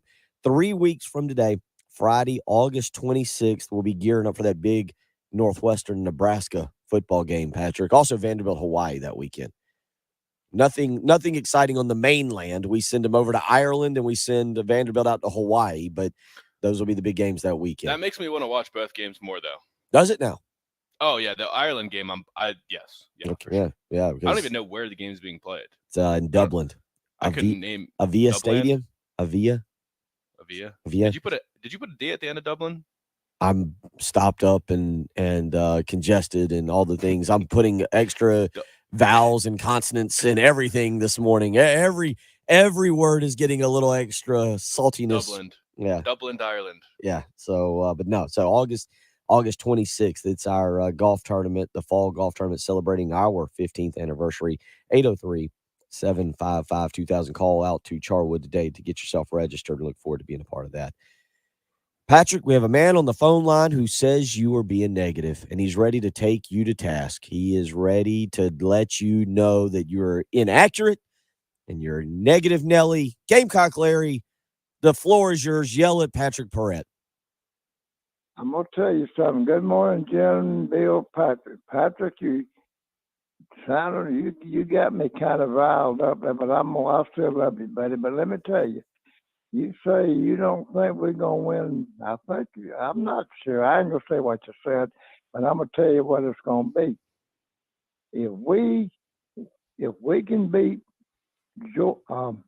Arkansas, I ain't worried about Georgia.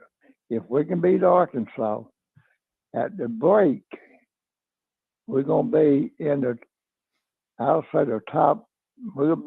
top 15. After the next 3 games, we'll be in the top 10.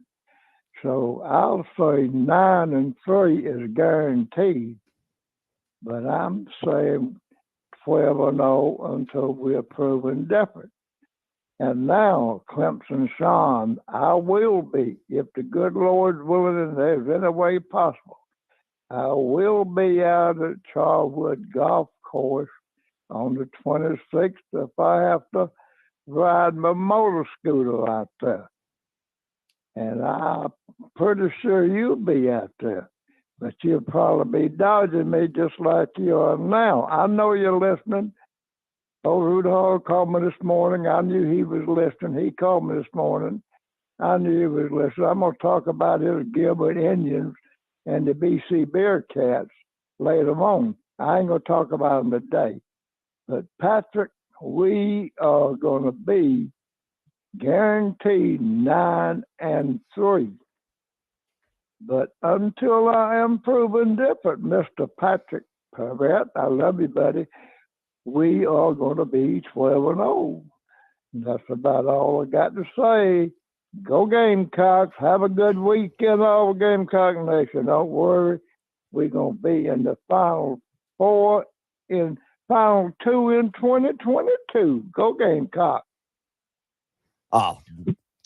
0-12 until Georgia State. 0-12 until we play Yeah. State. Yeah, that's it. Anger him and his scooter.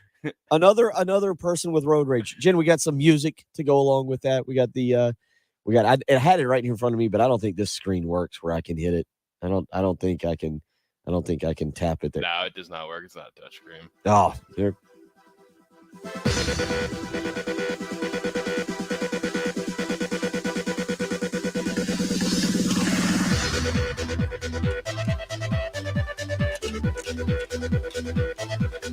Waving paper around doesn't quite work the same as a towel. We got to get towels in here. I'm waving my Strong Taylor in the morning towel. I'm going to stop waving that. Towel's not to be waved. You're listening to the early game, 107.5 The Game. The year was 2007. And the Florida Gators were national champs in both football and basketball. The Gators celebrate as national champions. Florida takes its place in history. Back to back and unforgettable. And on November 12th, 2007, 107.5 The Game went on the air. And Michael Haney is with us as well, who has been my producer on Primetime Sports with Mike Morgan for the last 3 years.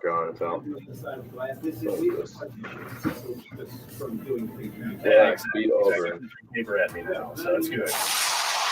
And now we're going to celebrate our 15th anniversary with you, because without you, there is no us. Our 15th anniversary celebration on 107.5 The Game is sponsored by Lexington Orthopedics and Sports Medicine, getting you better sooner. Your home of the Gamecocks, 107.5 The Game. 107.5 The Game traffic from the Shepherd's Glass Traffic Center. Shepherd's Glass, a true reflection of quality. shepherdsglass.com. Well, things moving along nicely for your Friday morning, so we will absolutely take that. We don't need to have any drama for your Friday morning. But when we're looking at weather conditions, not looking for a lot of drama there either. Could see some afternoon pop-up storms in... I think I just threw my shoulder out. It's not how you're supposed to start a Friday morning. Shoulder injury, waving the piece of paper around. Yeah, it does, Stephen. I know. I'm actually excited about that myself. What time? 3:00. Crystal Palace and Arsenal. Ooh, the Gunners. Yeah. All right. I'm working from home today, so I can watch that. Yeah, 3:00, and then and then you got 2 games tomorrow. I can't remember.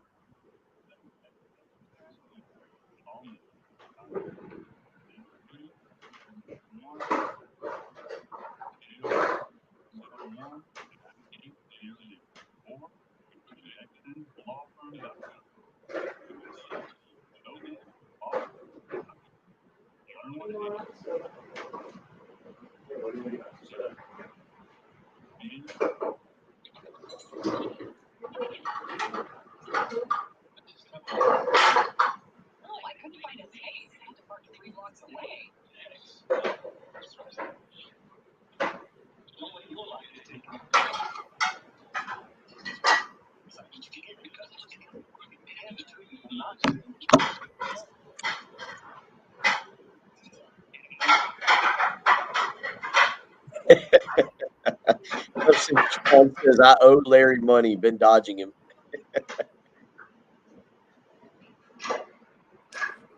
If he has a scooter, he'll find him. He'll be on his way. He will track Clemson Sean down. He'll have like Knight Rider, that little red beam that went back and forth, it kind of was helping him see things or find things or whatever. Yeah.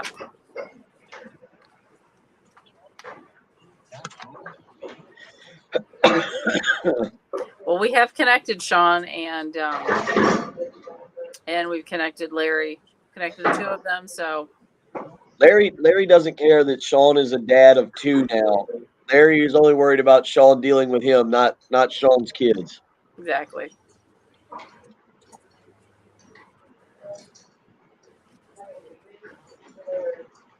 All right, we'll come back and we'll try and play 18 and 19 here. 18, 19. Okay.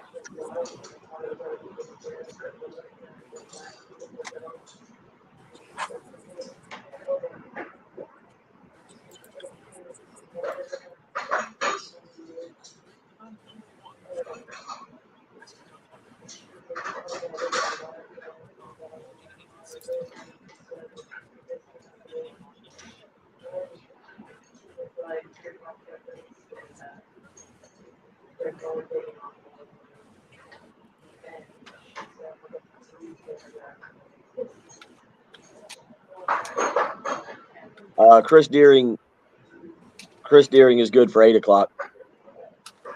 Okay. Purposely give you more than that. Why would we just voluntarily give you more money? So Chris is just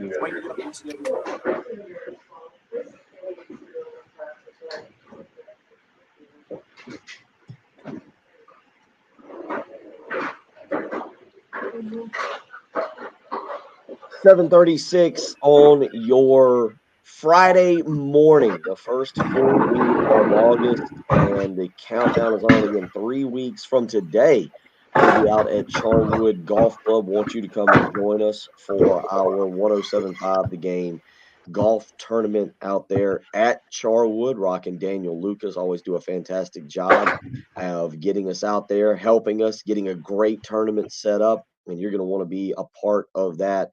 Again, 3 weeks from today, August 26th. Make sure you call out there and get registered. 803-755-2000, $100 per player, $400 per team. Breakfast is provided, lunch from Little Pigs. We'll be celebrating the start of college football season. I know you've heard some of the promos as well. We'll also be celebrating our 15th anniversary, which is November 12th. We've got plenty of celebrations that we're going to be doing over the next few months. You want to keep listening for information on special events, special guests that will be joining us. Obviously, we appreciate each and every one of you who listens and has been a part of not just this program, but other programs we've had on through the years. So it is our 15th anniversary season. The official date is November 12th, but we'll start with our 107.5 The Game golf tournament. Charwood will be the proud host of that, and we look forward to getting out there. Again, $100 per player, $400 per team. Closest to the pin challenge, long drive prizes, plus a hole-in-one cash prize. We'll give away some football tickets. A portion of the proceeds will go to charity. Call Charwood today to get yourself registered. 803-755-2000 is how you can go about doing that. The 15th year anniversary at 107.5 The Game celebration. It's brought to you by Lexington Orthopedics and Sports Medicine. Patrick, we've talked offense, we've talked defense. One of the things that Shane Beamer talked about yesterday was the great summer with workouts and improvements. Here's a little bit of what Shane Beamer had to say yesterday during his media event regarding summer workouts and the improvements the team has made.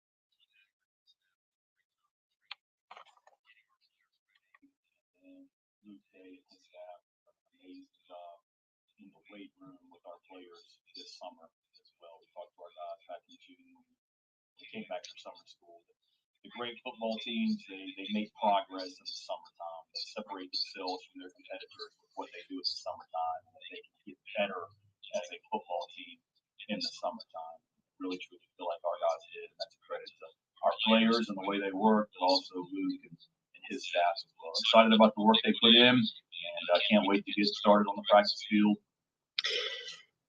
Shane Beamer yesterday talking about summer workouts. Of course, Patrick, let's be honest, how many coaches ever show up to their first media day for the start of preseason camp? Chris Deering just told me not to call it fall camp because you don't have fall camp in 95-degree weather. But how many coaches show up to media day and go, yeah, questionable summer of workouts.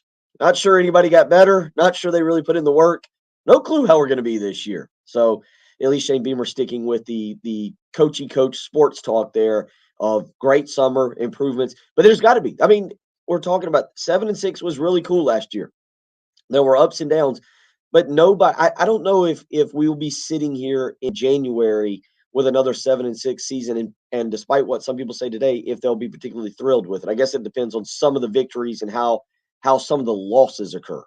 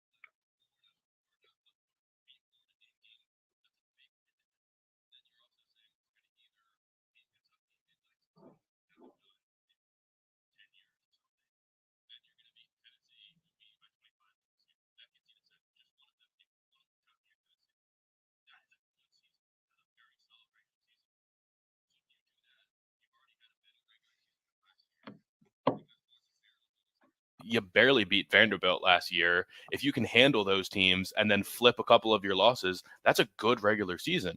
And then you get a better bowl game than you did last year. And if you lose the bowl game, okay, fine. You're 7-6, but it's a different 7-6. And I think you can still put yourself in a position where you can feel okay about 7-6 and still feel like you're moving forward. Seven regular season wins is, again, still clearing your win total by a game and a half.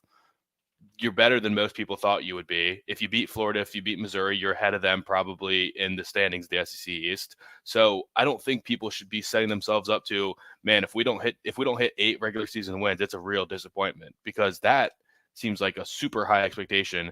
And you should set yourself up to saying, if we go 8-4, that's an outstanding season. If you go 8-4, that's an outstanding season for South Carolina. I agree with you on that. Part of that will be offensive play. Larry on our live stream says, my question, will Satterfield be better at his job this year? Yesterday, Shane Beamer talked about offensive improvement seen from the spring until now. We'll let you listen to this, and we'll hit the break and come back and discuss that. You're listening to The Early Game on 107.5 The Game. I think the biggest thing is, one, the continuity, year two in the system. As coaches, we've had the whole offseason to kind of tweak and figure out things that we need to be maybe do a little bit differently schematically, things that we need to do differently, whatever it may be. Spent a lot of time studying that. And certainly when it's year two in a system, it's just going to be that much more efficient, you would hope. And that's what we've seen from the springtime through the summer workouts that our players have been able to do, with what we've been able to do with them as a coaching staff within the rules this summer on the field. Also, we're so much farther along than where we were, because there's just so much retention, and then also trying to do a good job of what are we good at schematically, and let's rep the heck out of that as well. So it just becomes second nature for our guys. So I would hope tomorrow morning it doesn't look like a typical day one practice where it's sloppy and a bunch of mistakes, because we're pretty far along compared to last year because of those reasons. Here's what's coming up on the next Game Time. Hey, it's Heath. Coming up on Friday, it's the first day of Gamecock practice, and so even though I can't be here for you, we do need a montage of Heath's promo. Hey, it's Heath. Hey. It'd be so difficult to do, but just like 2 minutes of just, hey, it's Heath. Hey, it's Heath. Hey, it's Heath. I'm assuming we save over that file every single day, so it's probably not there, but it's so good. I used to think of Maze from Grown Ups.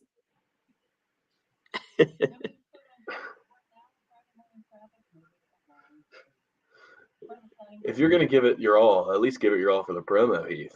Yeah. I mean, it's trying to draw people into the show. I hear that. I'm like, oh, he's super excited to talk about South Carolina football, I guess. I can just imagine Dave. All right, Heath, we got to cut the promo. Okay. Oh, hey. We're going to talk about sports or whatever. Just listen to the damn show. That's actually a Heath promo. That's actually exactly the Heath promo. Where the hell else are you going to listen to sports talk radio? Yeah, what else you got? Hey.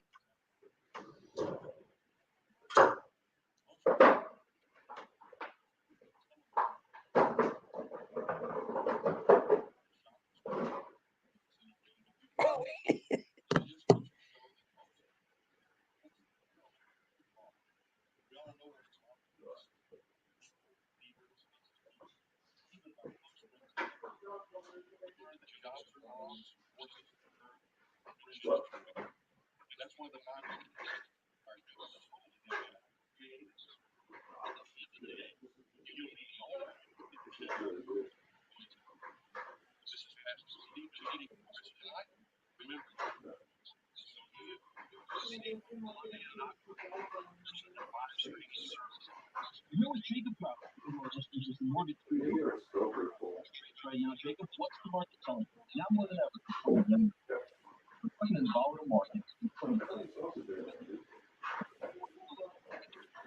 Product, superior service. You're a first-time owner.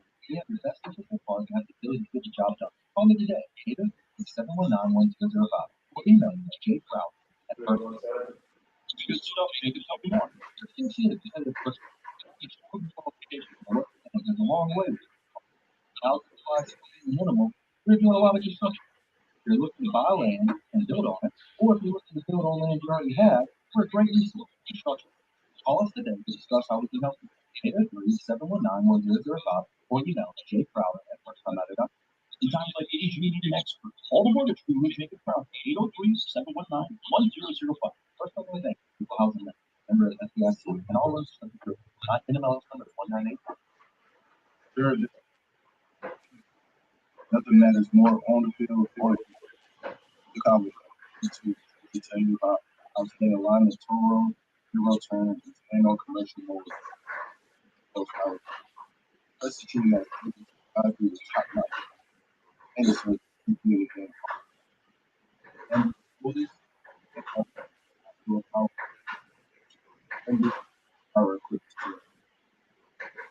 broadcasting live from the Herndon Chevrolet Studios. Shop online today and see why Herndon Chevrolet makes you proud.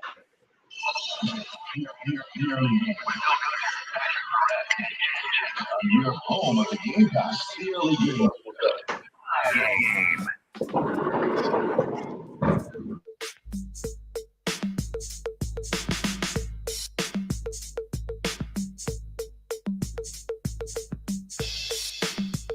7:48 on a Friday morning is now about an hour.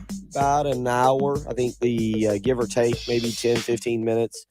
But 9 a.m. is the expected start time for South Carolina's first practice of the fall, and been talking a little bit about expectations.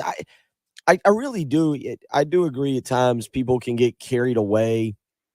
And you start saying 10-2 or 11-1. This is the year or whatever. Patrick, I do think by and large people are very reserved in their judgment and their expectation for this football team. I think the best part is after really being beat down by the Will Muschamp era, even the 9-win season, I think it was hard for people to really get into and really enjoy.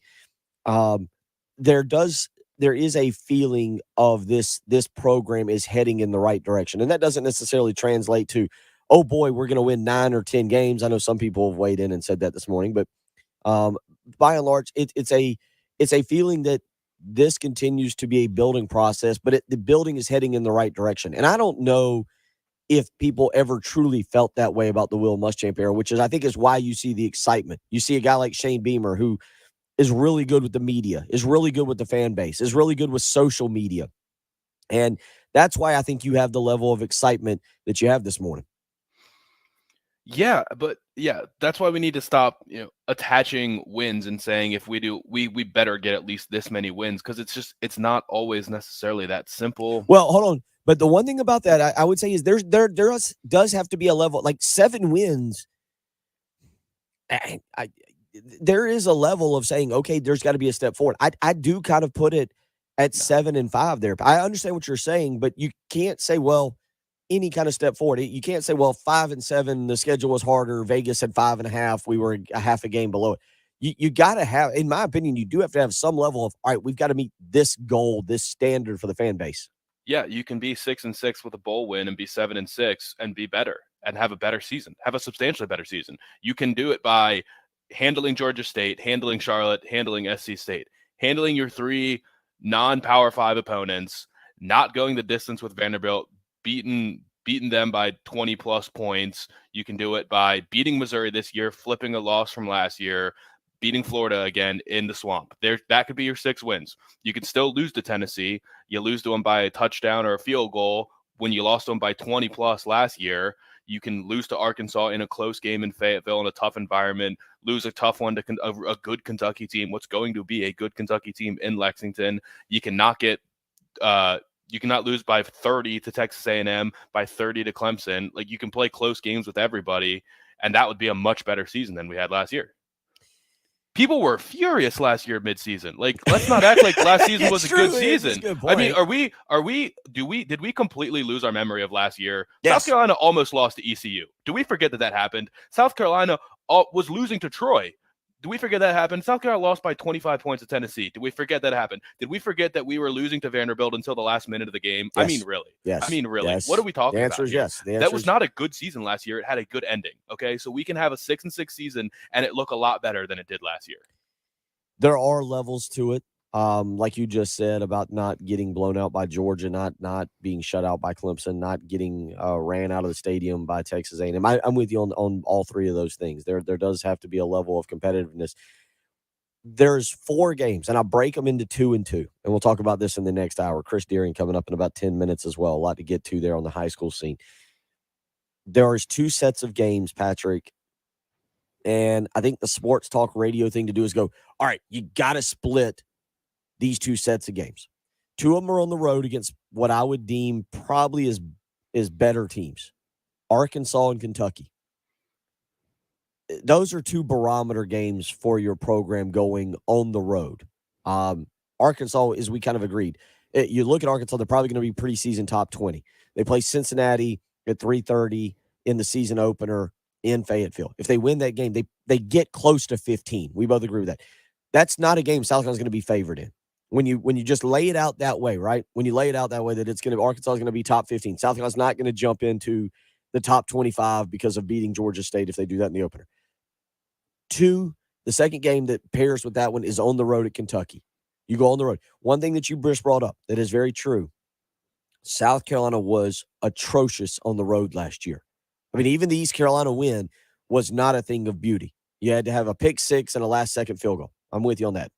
Georgia was bad. A&M was bad. Missouri game, you gave up 1,000,000 yards rushing. I'm with you. You made some solid points. Obviously, Tennessee was brutal, was bad as well. You were bad on the road. But those 2 games can show improvement in the program.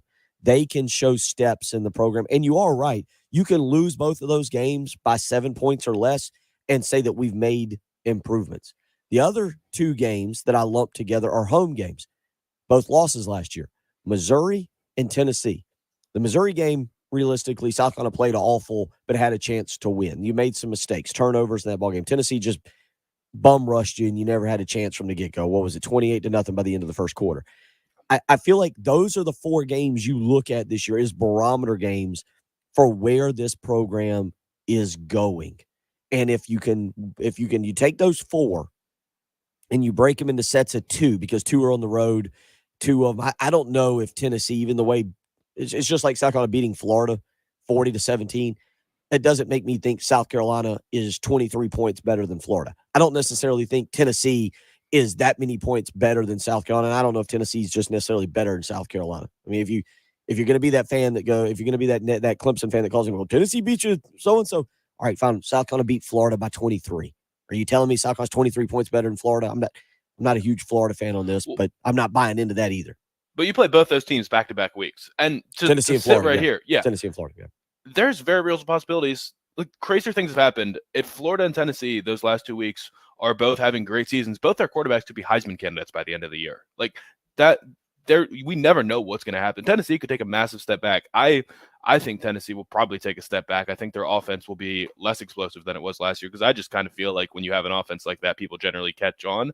But yeah, you can lose all of those barometer games and still not say, look, it was a failure of a season. Like individually, I can make an excuse for why we lost every game and still be able to live with that. The only thing I would say is you have to go to a bowl game. Okay. No, you obviously have to beat Georgia State. You have to beat Charlotte. You have to beat SC State. You have to beat Vanderbilt. Mm-hmm. I would almost say you got to beat Missouri. I'm with you on that. Missouri's one that you look at this year, and you've got to win that. I'm with you on Missouri. That's your opinion, Kenny. That's your opinion, Patrick. Yes, everything I'm saying is my opinion. Yes. Yes, yeah, it is a good point. Let's read let's read a couple of these real quick. How the show goes. Yeah, we give opinions. Let's read a couple of these. Donnie and Camden saying everyone's still jaded from Muschamp telling everyone at Gamecock Club gatherings he had the best team ever and goes sub 500. The co-pilot weighing in. Garnet glasses coming out early, 7-5 with a win over Clemson. Ed weighing in says I'm expecting progress. That doesn't have to be 10-2, 7-5 or 6-6. Could be improvement. Charlie saying last year's record was okay, but if we were blanked again by Clemson, I'll be totally upset. Marshall weighing in this morning. A good showing in a better bowl game is where we need to be this year. Anything past that is great, but let's be real, people. A lot of you weighing in again. A lot of people on both sides of it. If you want to weigh in, 803-404-6100. How you can do so coming up in about 5 minutes. Chris Deering from Prep Red Zone Network will join us. High school season. Preseason camp underway. We'll get into that. You're listening to an opinionated Patrick Perrette, Bill Gunner as well. I give Patrick's opinions. They're not mine. The home of the Gamecocks. 107.5 The Game. WNKT FM East. Shook by that comment. We can see text, and normally everybody texts us multiple times. The only text we've ever gotten was someone saying, "That's your opinion." Yes, it was. Yes, it was. And let's clean this sausage. Let's get it, buddy.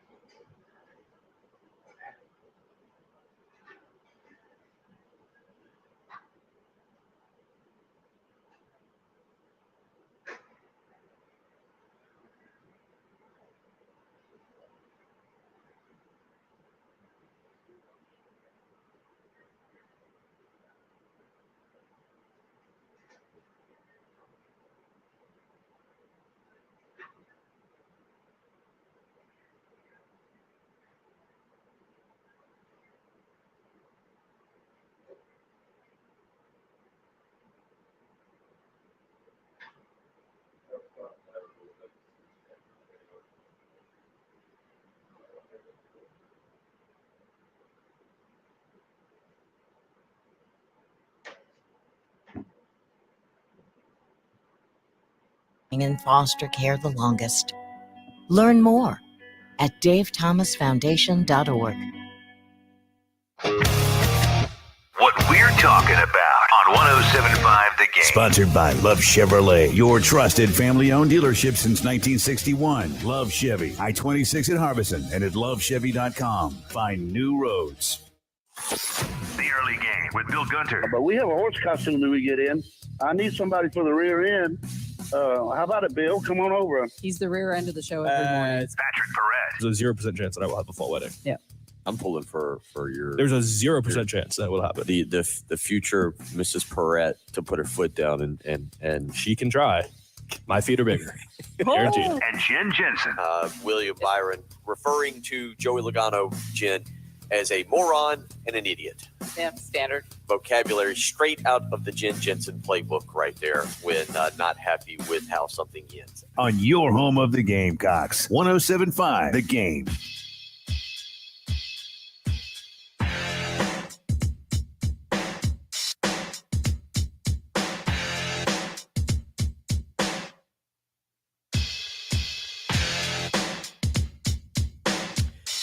Coming up in just a minute, we will catch up with Chris Deering for our high school highlights of the week. Chris has informed me this morning I am, not allowed to call it fall camp because 95 degrees watching football is not fall. Totally understand that. So we will catch up with him on preseason camp. Let me read a few more of these text messages that have come in here during the break, and then we'll get to Chris Deering. Mark weighing in. Totally agree with Patrick on being better, even though we don't have more wins than last year. Beamer has done a great job of carrying over the North Carolina win into the offseason and recruiting. Just think how bad we really were, just squeaking by the lesser teams.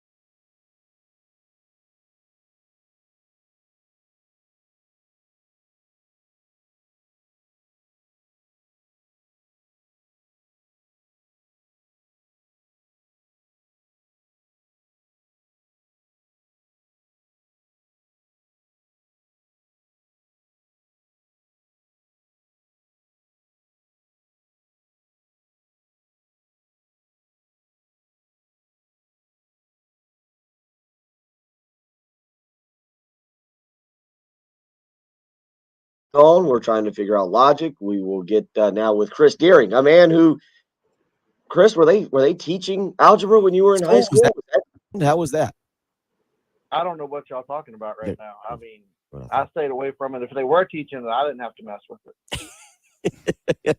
Very, very wise. Good man. That is why we turn to you, not for algebra or math lessons, but for high school updates. And it has been it's been warm out there, but you've been persevering. You've made it through the first week of preseason camp, as you told me. How's what's been looking good out there so far that you've been able to check out?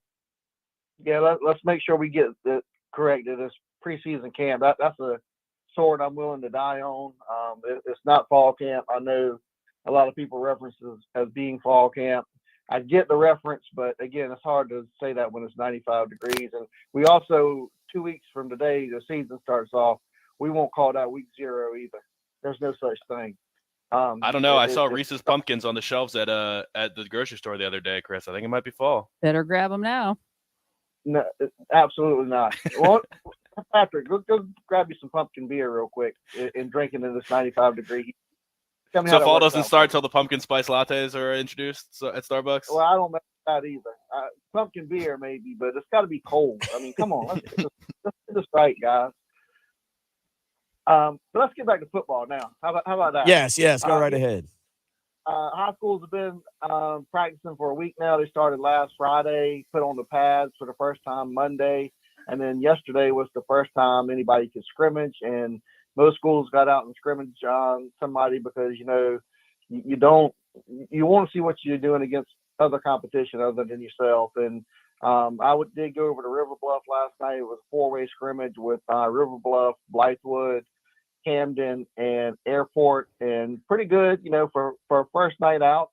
Not a bad outing for any of the schools involved. And, you know, I'm going to go ahead. One team we can highlight real quick is Camden. That defensive line that they have probably could be the best in the state. I mean, I think everybody knows Xavier McLeod.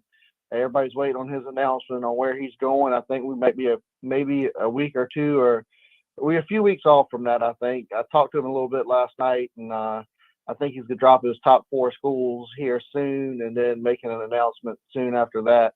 And South Carolina is heavily involved, Georgia, Alabama. There's quite a few schools involved with him. But David Copley is really good on that defensive line. Shamik Jones, that's another kid. This is only his second year playing football, but man, he looked really good last night. A defensive end, 6'6" type kid. So Camden looked really good last night. They're gonna be, they played for a state championship the last 2 years. I think they'll be right there in contention again this year. They got a lot of kids back from that team from last year, so should be another good year for Camden. But it's just been nice to get out and see these teams in person. I went to the first day on last Friday and saw a couple teams, and got out last night and saw those 4 teams scrimmage, and it was a lot of fun. And we're a week away from jamborees, and then, like I said, 2 weeks from today, we're kicking off the season, playing games for real. And that, I can't wait. I'm excited. I'm ready to get it rolling again. And just a great time right now in the Midlands, and with the Gamecocks starting today as well. Real quick on Xavier McLeod, you watched him, and you mentioned an announcement could be coming within the month or within the year. Who knows with McLeod? Real quick, what kind of his recruitment, his social media, I think, has overshadowed the kind of player he is. What do you see from him as a player? How he could help, say, a South Carolina, if that is indeed where he goes? Well, I can tell you, last night he was, even in the scrimmage, which I thought was very interesting, he was double teamed a lot. And I think teams are going to have to game plan for him going into the season, but he can be dominant. I mean, he's just that type of player. I don't like to compare players, but saw Clowney a good bit in high school. And I mean, he was just unblockable at times. And I think McLeod, a little bit different players being a defensive tackle than what Clowney was, but I think he can be that same type of player. And he like I said, he looked good last night. Made a couple of plays in the backfield. He's a dominant force. He's a big kid. We in Prep Red Zone, we have him ranked as the number 1 prospect in the 2023 class in South Carolina. And I don't think he's going to do anything this year to make us change that. So I think he's going to be great on the next level, and wherever he ends up is going to be getting, one of the best defensive linemen in the country. He's Chris Deering joining us, Prep Red Zone Network as always, but you've got a new venture you're kind of excited to talk about. Yeah. So, I call myself the ultimate free agent here in the media circles in Columbia. I've worked for so many outlets over the years, pretty much anybody in the state I've worked for. But adding a little something new this year, coladaily.com. They are looking to expand their high school coverage a little bit, and I've partnered up with them and should have some content rolling out next week. And it's pretty much left up to my discretion. They've told me it's mine to run with. And so I haven't really had that situation before working for other media outlets. So looking forward to, sort of molding my own thing, seeing how we are going to do the coverage. And I mean, it's just could be me, but we'll see how it works. But looking forward to that, and should be a lot of good content coming up for the entire season on coladaily.com. So you can check Chris out there. As always, follow him on Twitter at cdeering82 is the way to do that each and every time for a lot of great updates. Going back to that scrimmage last night with Airport, and I'm going to mess up his name, and I apologize to the young man. Wide receiver for Airport. His father just took the job over there. I believe it's Apollos Cook. Am I saying that correctly? Apollos Cook, yeah. Okay. He looked really good last night. I think he caught, and the teams were scrimmaging. They split the field in half, and 2 teams were going, 50 yards in. So it was sort of hard to keep up with everything. But I did see him make a couple of really highlight reel catches for touchdowns last night. So he's committed to Duke. He's a really good kid. I mean, again, like I said, his dad, Andre Cook, is the coach at Airport first year. They actually came over from River Bluff. They were there last year. And talked to both of them after the scrimmage a little bit. And Apollos is one of the nicest young men you will meet. I was talking to Blair Harden as well. That's the River Bluff coach. And as I was talking to him, Apollos came over and spoke to all the coaches at River Bluff from last year because he knows them so well. So that was great to see.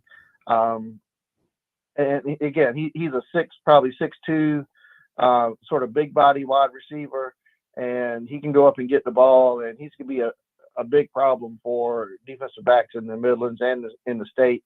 So that's a good piece to Coach Cook can build around, and he can play a little bit of defense as well, play in the secondary. So I think Duke's really getting a really good, solid football player and follows Cook. It's Chris Deering joining us. Again, follow him on Twitter at cdeering82. You can check him out on the Prep Red Zone Network and coladaily.com. Also, before we let you out here, there was some big news in terms of the high school baseball scene yesterday. You've heard me talk about Dustin Curtis, who's a former Lexington alum, Ben Lee at River Bluff, another Lexington alum. I've been with Bailey Harris all week at a basketball camp. Banks Faulkner, a year older than me, also a Lexington alum, leaving Blythewood yesterday as he put something out on Twitter. Give us a little background on that. Yeah, heard a little bit of rumblings towards the end of the baseball season about this. Didn't know if it would be, didn't really think it would be this year, to be perfectly honest. I thought Banks would be back at Blythewood for this coming year, but he's gotten the opportunity to join the Newberry College baseball staff, and I think he really wants to get into college coaching, and this was a good first step for him. That he's going to be the pitching coach over there, and so I guess the time was just right. Maybe not the timing is best for Blythewood in the announcement, but Banks is one of the best, and he's done it for a long time on the high school level. He won a state championship down at Summerville. Blythewood's always in contention. They were in contention this past year, so they got knocked out by Fort Mill. It's just, and I called it yesterday on Twitter. It's probably one of the top 5 coaching positions in the state. So it'll be interesting to see what direction the athletic director Barry Mizell will go in.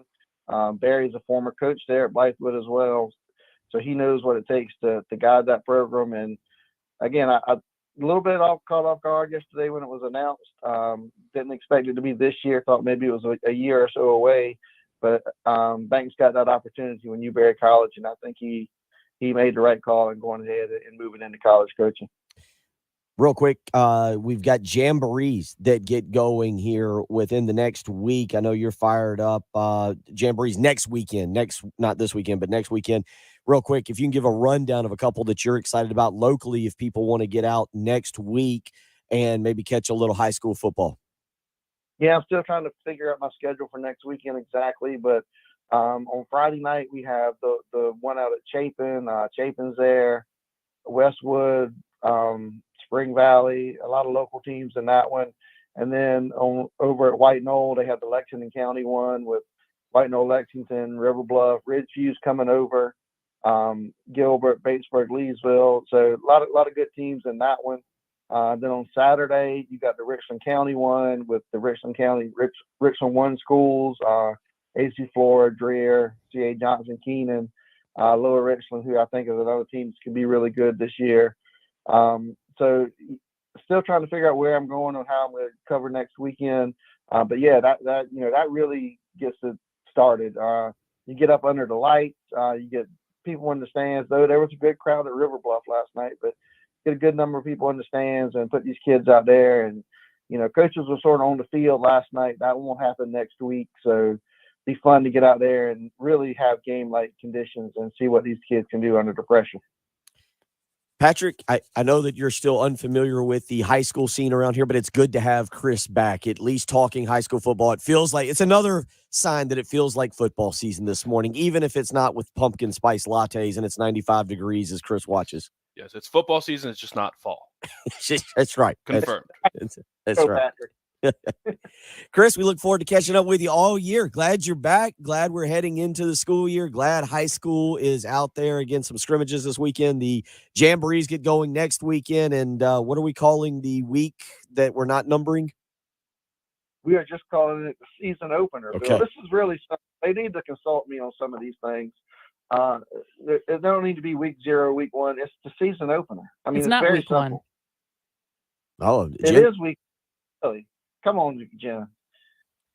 What is week 0? Somebody explain that to me. It's the season opener. You got. I do like season opener. Almost every team in the state is playing. When it was only 12 games, okay, maybe week 0 was appropriate. Now, not so much. Just go ahead and call it what it is. So, again, I'm a die on the sword. Postponement, cancel. That's another hot topic button. Let's get it right. Next week, Patrick, you and Patrick can team up while I'm out of town. Patrick can give his incredibly passionate hot take on the Gamecock situation for South Carolina, and you can weigh in on that, and you can give your incredibly hot take, passionate speech on week 0, and Patrick can weigh in on that. Could just be the segment next week. Patrick's Gamecock speech and your week 0 speech, and just go from there. Let's do it. I'm all in for it. I'm trying to get everybody on board. I might tweet it out again today. You got me fired up about it, so I'll try to get everybody straight. Chris, have a great weekend. Enjoy some football. We look forward to speaking with you throughout the season. Sounds good. I'll talk to you guys next week. Sounds good. Chris Deering, Prep Red Zone Network, and you heard the new venture with Cola Daily. Going to be a lot of fun talking to him as we get the high school season going. A lot of big news out there. Again, countdown is on. South Carolina, by the way, when he mentioned Xavier McLeod, South Carolina today may pick up literally a big commitment. We'll get into that when we return. You're listening to the early game on 107.5 The Game.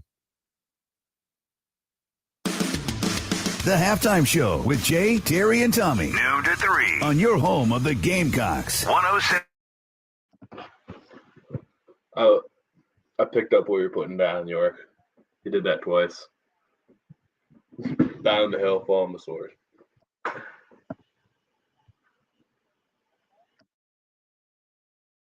At Blythewood Road, but no major tie-ups to speak of. It's been a great Friday morning to motor around in. And we're looking for a high today of 93 under hot and humid conditions. Isolated afternoon storms could pop up really at any point in the afternoons and evenings, the remainder of the weekend. 93 for the high today, 92 tomorrow. It is 76 at 107.5 The Game. This is JR with the CBS Sports Minute. It's been reported that the Los Angeles Lakers and LeBron James have had a productive conversation about his future. What does that mean? That they're still going to try and dump Russell Westbrook for him? The Lakers could offer LeBron half of Hollywood and draft both of his sons, and it wouldn't get him closer to a title if Westbrook is still around. Good luck dumping him, and good luck with Anthony Davis, too. Man just needs a new body. I'm JR.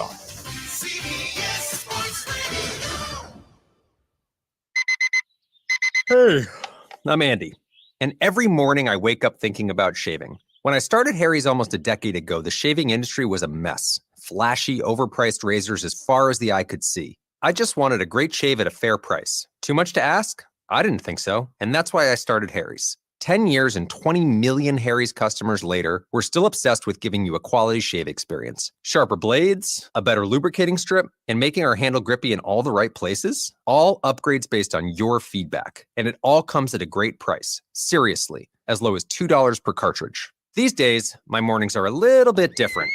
Good morning, girls.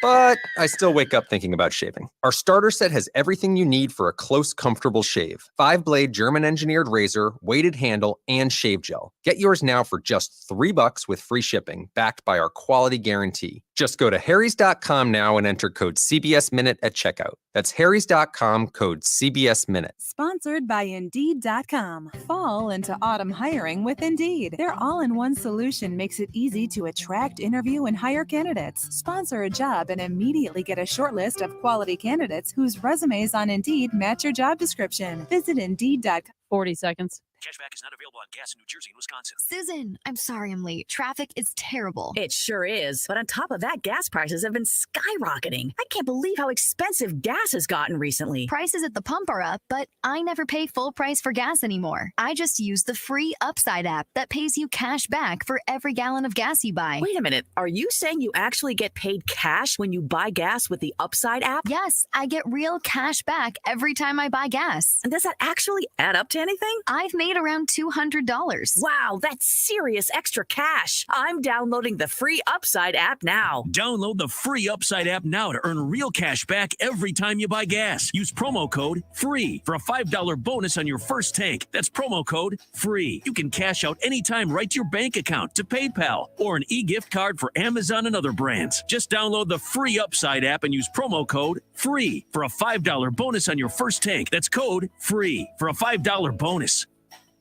It's the Love Chevrolet Countdown to Gamecock football. 29 days till kickoff. Your trusted family-owned dealership since 1961. Get the vehicle you want, not the one you have to settle for. Love Chevy. I-26 at Harbison and at lovechevy.com. Find new roads. Due to upcoming government regulations, the current minimum SEER rating for HVAC systems will change. It's time for you to call AAA Heating and Air today, 803-677-1500. Current inventory cannot be sold after December 31st. And as the year 2023 starts, customers can expect to pay an average of 30% more for a new SEER 2 HVAC system. What does this mean for you, the customer? There is no better time to purchase a new HVAC system, and AAA Heating and Air must empty their warehouse to make room for the new systems. No deals will be turned down. With our 15-year warranty and guaranteed financing, AAA Heating and Air have made it possible for anyone to get a new system. Call them today, 803-677-1500.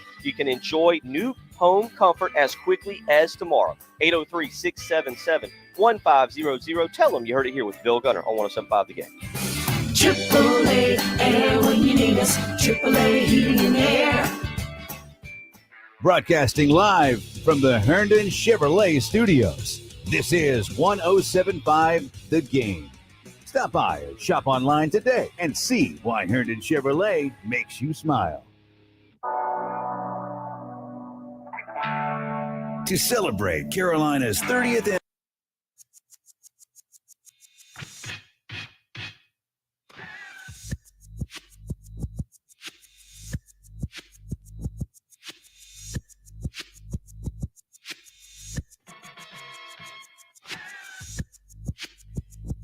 Big thank you to Chris Deering. Glad to get the Corley Pools High School highlights of the week going again with Chris. Look forward to a lot of great information throughout the season. Certainly enjoy him being a part of the program.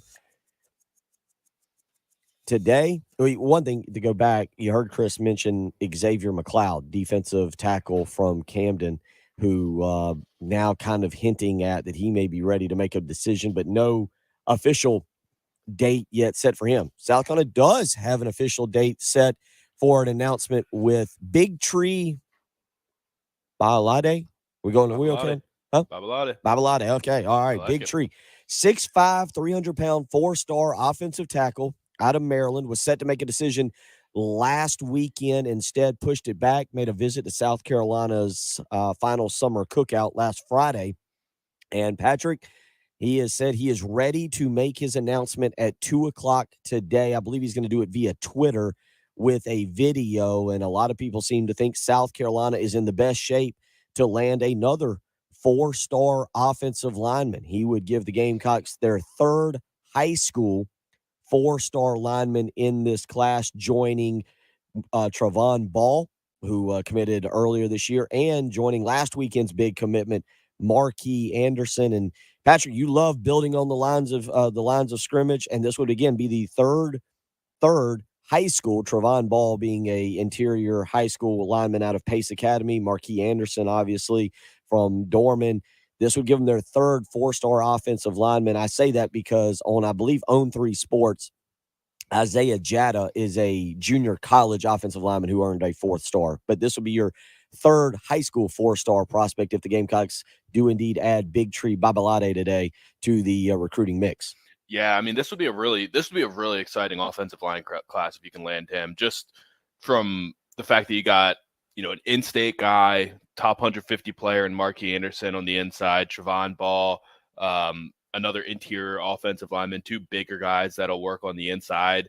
And then if you could add Tree, then that's an offensive tackle prospect from one of the best programs, high school football programs in the country. They do a really good job developing guys. They just consistently pump out big-time talent. I guess a former teammate of Marshawn Lloyd. I don't know how long he's been at DeMatha, but probably a former teammate of Marshawn Lloyd. And then you add in Jatta and Jatavius Shivers, 2 guys that are 6'6", 6'7", tons of length, built like you want an offensive tackle to be built. And who knows if they'll contribute right away, but just have all the tools that you want physically to be able to build and mold and get them stronger and acclimated, and just a lot of upside at this class. And Babalade comes with some buzz too. Like, you, as much as you love the player, you love the buzz of getting a guy from the DMV. There's other guys you want from that DC, Maryland, Virginia area, and to have a pipeline to a school like DeMatha Catholic would be awesome for South Carolina. Everybody's kind of fighting over that area. Penn State has had a lot of success there recently and kind of always because they're sort of the closest major football school. Virginia Tech, when they were at their best, was always doing really well in that area. Maryland has been trying to lock it down for a long time. And then all the schools in the Carolinas have been trying to get an in there just for the sake of South Carolina being the closest SEC school. So to keep landing guys in that area would be massive for Shane Beamer and the staff. He is considered the number 25 overall offensive tackle in the class. He is the number 273rd prospect in the country, according to 24/7 Sports composite rankings. He carries a 4-star ranking. Again, has offers from North Carolina, had an offer from Ohio State. They filled up. I don't think that he has a committable offer from them now, but he did pick up an offer from Ohio State, has an offer from North Carolina, Maryland, and Rutgers as well. It would be another big victory for South Carolina to go into Maryland, to go into the DMV, as Patrick just talked about, and pick up a kid who, again, athletically would be a huge get for South Carolina because the Gamecocks have got to continue to improve. We talk about that offensive line. They've got to continue to get athleticism on that offensive line, Patrick. We talk about guys like last night, Travon Walker, the defensive end who was at Georgia, Richard Seymour, a guy that last night was or is going to be inducted into the Hall of Fame, a defensive lineman for Georgia. You play in the SEC, you're going up against the best of the best when you talk defensive linemen, both interior or on the edge. You've got to have offensive linemen that are athletic, that can move to be able to block these monsters that are in. When you talk about what's the two young men, the one at BJ from Ojulari? Yeah, and his brother. I mean, the SEC is known for defensive lines. South Carolina's got to continue to get more athletic at that position. You look at a guy like Ryan Brubaker, not expected to really contribute this year, needs to add weight and get stronger, but is a very good athlete. Same can be said for Grayson Maines and Kason Henry. You continue to add athletes to your offensive line. Yeah, and start stacking those classes on top of each other so that once Brubaker's ready and Grayson Maines are ready, or Kason Henry's ready, that you don't need to force them into the lineup because, hey, we don't have any depth. South Carolina's going to lose a lot this year. I mean, they're going to lose a lot of offensive linemen this year, and you don't want to have to force a bunch of 18 and 19-year-olds that might not be physically developed enough to go out there and try and hold up against SEC defensive linemen. Every once in a while, Alabama will get the Evan Neals of the world that come into college at 6'8", 340 pounds, and they're just ready to go from day one. But that's so rare, and South Carolina is not recruiting kids like that right now, and you don't need to either. Like, you can have successful offensive lines with guys that you develop year in and year out. So to start stacking these classes of athletes on top of each other and let them grow, it's huge, especially when you're looking at a guy like Jatavius Shivers. He's 6'7", 290. Like, the 6'7" guys in the NFL are 330 pounds. So he's got a lot of body to grow into. He's got a lot of weight to put on still to be able to hold up as a left tackle. But to have a guy that's that good at that level of athleticism and that big already, like, there's just lots of ability that you'll be able to mold. Get Greg Adkins and that staff, get him on campus and just start working with him and get him ready. If South Carolina does indeed land the commitment of Babalade today, it would move them up to number 18 in the recruiting rankings. It would also give them their 8th 4-star prospect in this particular class, according again to 24/7 Sports and their composite rankings. So certainly something to keep an eye on. I believe, again, he is expected to put out a video around 2:00 today. We'll kind of keep an eye on that, but certainly would be something that Shane Beamer and the staff would be very excited to add to that offensive line haul. As again, you've got to build. South Carolina, we talk about Spencer Rattler, we talk about these running backs, we talk about the wide receivers. South Carolina has to continue to build on the offensive line, and this would actually be the third 4-star offensive lineman for them in this particular class. You'd feel really good about what Greg Adkins and Shane Beamer are doing.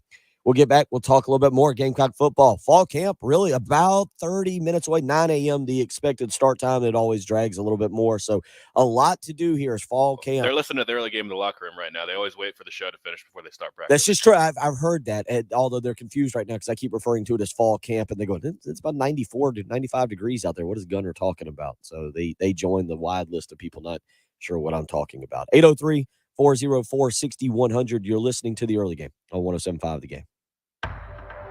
The year was 2007. The Colts won the Super Bowl. They're all here to see the Colts of Indianapolis win Super Bowl 41. The Red Sox captured the World Series. Game over, series over, and the Red Sox are world champs again. And on November 12th, 2007, 107.5 The Game went on the air. Before we get going, I want to thank everybody involved with this. Brent Johnson, who has been magnificent. Our GM, Bill McElveen, who we could not ask for more of. Engineer Ed Noyes, who has worked his tail off to get all of this done. And we are so excited to be a part of the Columbia sports community. And now we're going to celebrate our 15th anniversary with you, because without you, there is no us. Our 15th anniversary celebration on 107.5 The Game is sponsored by Lexington Orthopedics and Sports Medicine, getting you better sooner. Your home of the Gamecocks. 107.5 The Game. 107.5 The Game traffic from the Shepherd's Glass Traffic Center. Shepherd's Glass, a true reflection of quality. shepherdsglass.com. I-20 eastbound at Highway 1, we do have a report of an accident there.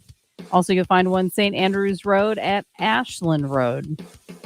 And we're looking for hot and humid conditions throughout the weekend. And, of course, that means afternoon and evening showers and thunderstorms could be popping up. Today's high 92, tomorrow's high 91, and Sunday looking for 93. Right now, 76 at 107.5 The Game. Hey, if you've got a hole in your roof or you need a whole new roof, you need to call Mid-State Roofing, 356-1919. For nearly a quarter of a century, Mid-State Roofing has established its reputation as the leader in the roofing industry. Whether it's above your head or at your feet, perhaps a leaky foundation, 356-1919 is the number to call for all your roofing and waterproofing needs. The quality and craftsmanship of a Mid-State roofing system are tops in the industry, especially commercial and industrial roofing systems. If you own or you're in charge of a large building, warehouse, or industrial facility, then you're in charge of that roof. And at some point, a roof is going to need some attention. So the number to call for advice, service, results, and a commitment to customer satisfaction is 356-1919. See all that Mid-State has to offer when you click on midstateroofing.com. Tell them, Mid-State Twins. If you have a leak, let Mid-State Roofing take a peek. 356-1919, midstateroofing.com. If you have tax problems, it can affect all aspects of your life. Now's the time to do something about it. Hi, I'm local attorney John Ecton with the Ecton Law Firm. Everyone at our firm truly believes we can improve the lives of our clients by eliminating the stress and worry of IRS tax problems. We're a local South Carolina law firm dedicated to resolving your tax problems for good. Simply put, we solve tax problems. So if you're facing IRS tax liens, bank or wage levies, or have years of unfiled tax returns, come meet with us in person. Your first visit is free and confidential. We'll show you how we will solve your problem and how much it'll cost. So don't put it off any longer. Call us now at 803-771-9800. That's 803-771-9800. Or go to our website at irsproblemsolving.com. It is time to do something about that tax problem. Your solution is right here in South Carolina. So hire a South Carolina attorney. Hire me, John Ecton. Are you ready for a new car? State Credit Union now has new car loan rates as low as 2.24% APR, and you'll enjoy having no car payments for up to 90 days. Not a member of State Credit Union yet? Joining is fast and easy. Visit their website for details, scscu.com. That's scscu.com. In the market for an electric vehicle? Ask about additional funds for the purchase and installation of a charging station. Terms and conditions apply. Rates, conditions, and programs subject to change without notice. Equal housing lender. State Credit Union is federally insured by the NCUA. Serving part-time in the Army National Guard has led to a lot of firsts for me. It paid for me.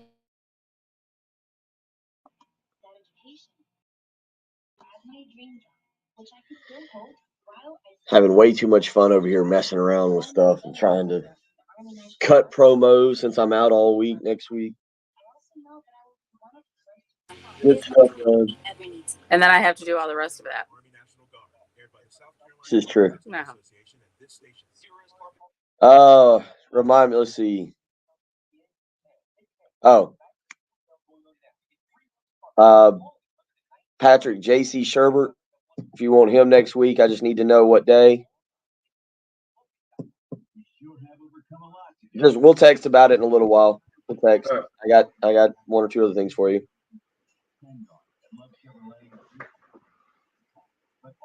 Just roll right through. Oh, I saw a guy. When does Carolina officially start? Does anybody know? August 20th or somewhere in there? We're not about to lose generations of trust by jacking up the price with add-ons and surprises.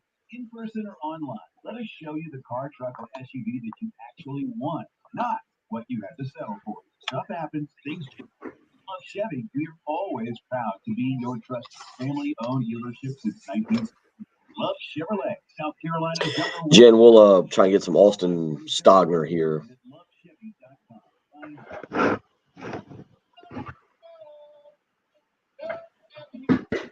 See if we can play number 8.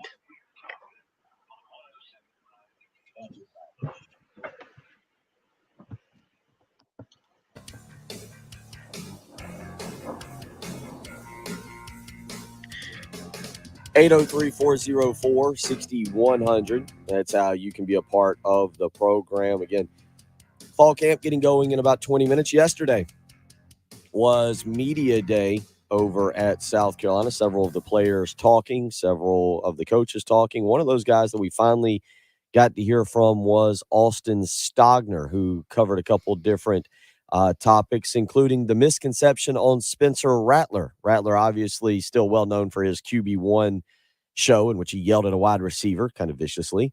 Austin Stogner talking about Spencer Rattler as a teammate yesterday. Here's what he had to say. Yeah, it's a huge misconception. Like you said, I wanted here to play with him. I wanted to play with him. I also wanted to hang out with him. I didn't want him.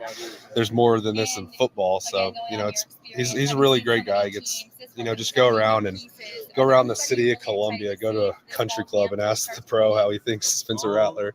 They all think he's super nice and super down to earth. And, it goes farther than the facility. He's, just asking around town.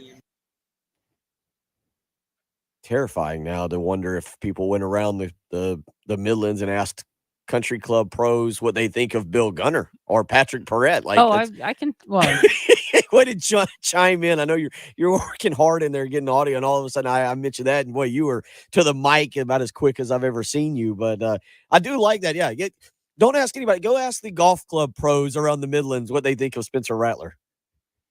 Go ask the corner store cashier or the ones you least suspect.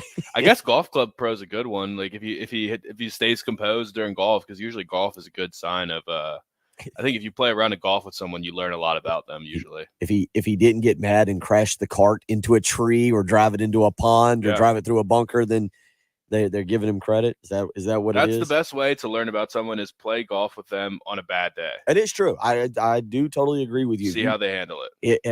You learn. You are 100% accurate on that. There is no better way to learn what a person is truly like than to play golf with them when they are struggling, because it can be an awful experience. Patrick, his temperament, we've talked about it. Spencer Rattler, obviously a lot of talk about who he was as a person and as a teammate. I'll give the stat again. South Carolina fans have, not to put anybody down, but the truth is, since a run of good quarterback play, and you can even go back to Blake Mitchell. Blake Mitchell was a very underrated quarterback for Steve Spurrier, and then obviously had Chris Smell a little bit, but then you went into Garcia, Connor Shaw, the 1 year with Dylan Thompson. South Carolina fans saw some really good quarterback play. Jake Bentley was a very underrated quarterback, I thought, Patrick, and in 2018, he had 6 games of 250 yards or more. Since then, since 2018, South Carolina has had just 6 games from a quarterback of 250 yards or more. Ryan Helinski has 4 of them. Colin Hill has a 290-yarder. And Luke Doty had 255 last year in a game. It doesn't happen quite as frequently. And Spencer Rattler is a guy that we talk about. You want to talk about exceeding expectations, doing some of these things people talk about. Spencer Rattler needs to have a big year. But he is the most talented quarterback South Carolina has had in the last 10 years. Not even close. Ever. Prove it. I say that. Look, Connor Shaw, you're right. In terms of pure NFL talent, I'm with you. But Connor Shaw's a much better, not even much. Connor Shaw's a better college quarterback. Right, exactly. That's what I'm going with. Doesn't sniff the talent level of Spencer Rattler. Right. But my point is Connor Shaw proved it. And he had great talent around him. He had incredible Alshon Jeffrey. If we're just talking about talent, no, South Carolina's never had anyone that throws football like Spencer Rattler. ever. I don't think it's particularly close. Number one, we're talking about the number one quarterback in the country. I mean, very few programs have had a quarterback like Spencer Rattler. If he went to Maryland, I grew up a Maryland fan. If he went to Maryland, he'd be the best quarterback Maryland's ever had. Right. It's like it's the same deal. That's like it's very rare to land number one overall quarterback. So, yeah, that is the reason that the hype is like this, that the expectations are like this, and why everyone's talking about him. Everybody's getting asked about him. And it'll be interesting to see, obviously, the reaction as we got. Rattler was obviously here for spring ball, and we were able to go and watch him. But to continue to hear the reaction over the next several weeks and the buildup for Georgia State. I've asked you, we've talked about it. I was here for Jadeveon Clowney. I was here for Marcus Lattimore. Did radio back then. I'm familiar with the buildup for big-time prospects. And those are the only two guys that I can put into the same level of anticipation to see in an opener. Clowney's was on the road against East Carolina.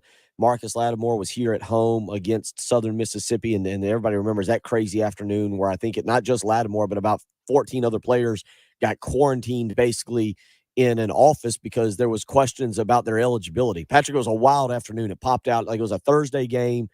At like 4:30, it turned out that there was a bunch of players. I think Ace Sanders was one of them. Lattimore, there was some questions about eligibility if they'd done something slightly illegal. People were going insane in the parking lots, like wondering what was going to happen. And then I think at about 6:30 that night, it turned out they were good to go. They were allowed out of, I think, the Eddie Floyd building over there and turned loose onto the football field. South Carolina went out and dominated Southern Miss. Spencer Rattler is going to be up there and may surpass them in terms of most anticipated debut for a South Carolina player. We'll get into that more, obviously, over the next 4 weeks, but we'll continue talking about him as we close out the first week of August here. You're listening to The Early Game on 107.5 The Game. Here's what's coming up on the next Extra Point. Hey guys, Pearson Fowler here from the Extra Point, and coming up on the Friday edition of the Extra Point, it is South Carolina's first football practice of the 2022 season. One of the benefits, obviously, the Gamecock Central hour now with Wes and Chris, just the 11 o'clock hour, but the upside is that they'll have an opportunity to go to practice this morning and then come back and tell us everything that they saw in the 11 o'clock hour. So you'll want to stick around for that, plus plenty of sound from assistant coaches Shane Beamer and a whole host of South Carolina players from Media Day yesterday. Football heavy coming up on the Extra Point. The Extra Point with Pearson, Preston, and Gamecock Central. 9 a.m. to noon on your home of the Gamecocks. 107.5 The Game. Going on vacation next week. I'm actually going to Key West, taking the kids down. We're going to hit Key West, and I'm excited, fired up. Really going to be a fun trip. Great way to spend a week before starting football season. But I'll tell you what, I am terrified of the nights of sleep I'm going to be getting because I'm not going to have my sleep number bed. Not going to be here in town. I'm going to be stuck with the Margaritaville Beach House bed. No telling how good that is. I know with my sleep number bed exactly what I'm getting. Put the sleep number setting on 45. Get a great night of sleep each and every night. I'm ready to come in here, deal with Gamecock Larry, to deal with Jen, to deal with passionate discussions from Patrick Perrette, all because I get a great night of sleep with a sleep number bed. Next week, we'll see. I could come back cranky, not rested, could be in a bad mood if I don't get a great night of sleep. But sleep number beds allow you to get a fantastic night of sleep because you can adjust it to fit your needs. Find out for yourself right now. Don't miss Sleep Number's weekend special. Save 50% on the Sleep Number 360 limited edition smart bed plus special financing. Subject to credit approval. Minimum monthly payments required. See sleepnumber.com for details. This deal ends Monday, August the 8th. Only at a Sleep Number store. 2 to choose from. 1 in Irmo on Harbison Boulevard across from Buffalo Wild Wings. The other in Columbia. 2 Notch Road across from Sand Hills Mall. You can visit them on the web, sleepnumber.com. People ask, why choose proven quality sleep from Sleep Number? And I tell them, simple answer, because every great day starts the night before. Make the switch to Sleep Number today and find out what a great night of sleep is truly like. 107.5 The Game traffic from the Shepherd's Glass Traffic Center. Shepherd's Glass, a true reflection of quality. shepherdsglass.com. I-20 eastbound at Highway 1 still have a report of an accident there. You'll also find a tie-up St. Andrews Road at Ashland Road. Hot and humid, chance for afternoon and evening pop-up thunderstorms today and each day through the weekend. Today's high 93. It's up to 76 right now at 107.5 The Game. Sponsored by ExpressPros.com. Take the stress out of your job search. Visit expresspros.com for jobs from a variety of industries. With more than 850 locally owned offices, the Express team is ready to help you find your next job. Go to expresspros.com. Hi, everybody. This is Woody Wyndham here to talk about Pioneer Tree Service, Guy Gant's company. Guy Gant's not with us anymore, but his girls are the Gant girls. You know, Chelsea and Madison. You know some of the things they do at Pioneer Tree Service? Tree and shrub removal, tree pruning and thinning, tree planting, tree bracing, raising tree canopies, stump grinding removal, storm damage services, property cleaning and grading, demolition and rock removal, right-of-way maintenance. You got to get in touch with these people. 803-794-8253. Let me give you that again. 803-794-8253. Call right now and get a free estimate. For the most challenging jobs, Pioneer Tree Service. So you're going to want to call somebody you can trust, and that is the Gant girls at Pioneer Tree Service. 803-794-8253. Or find us online at pioneertreesc.com. Call Pioneer Tree Service for a free quote. There's just something different about Medicine Mart of West Columbia. My name is Eric Moan. I am a happy customer of Medicine Mart in West Columbia. I live on the other side of town from the Medicine Mart in West Columbia. I happily drive the extra distance because they are so friendly, they are so knowledgeable, they care so much about making sure that your health gets protected. Medicine Mart Pharmacy at 1300 Sunset Boulevard in West Columbia. They look forward to serving you. New message. Hey, man, it's Devin. You know, from that time you accidentally emailed me because you thought I was a different Devin. Oh, and your email signature said confidential. If you receive this in error, please delete. That's so you. Anyway, I heard you bought a boat. When are we setting sail, Captain? When you get a boat, you also get new friends. Make sure Progressive's one of them and get coverage today for as little as $100 a year. Oh, and no, you did not receive this message in error. Progressive Casualty Insurance Company and affiliates. Annual premium for basic liability policy not available in all states. DQ presents. Picture this. Picture the burger of your dreams. It's on the new DQ Signature Stack Burgers menu. A lineup of 5 premium burgers like the Flamethrower Signature Stack Burger and Loaded A1 Signature Stack Burger with 100% seasoned real beef patties, melty cheese, and a combo of top-notch toppings and sauces galore. This dream burger is calling your name. But it isn't a dream. You're ordering at the DQ drive-thru. The DQ Signature Stack Burgers lineup. Try it today. DQ. Happy tastes good. Broadcasting live from the Herndon Chevrolet Studios. This is 107.5 The Game. Stop by or shop online today and see why Herndon Chevrolet makes you smile. The early game With Bill Gunter, Patrick Perez, and Jen Jensen. on your home of the Gamecocks. 107.5 The Game.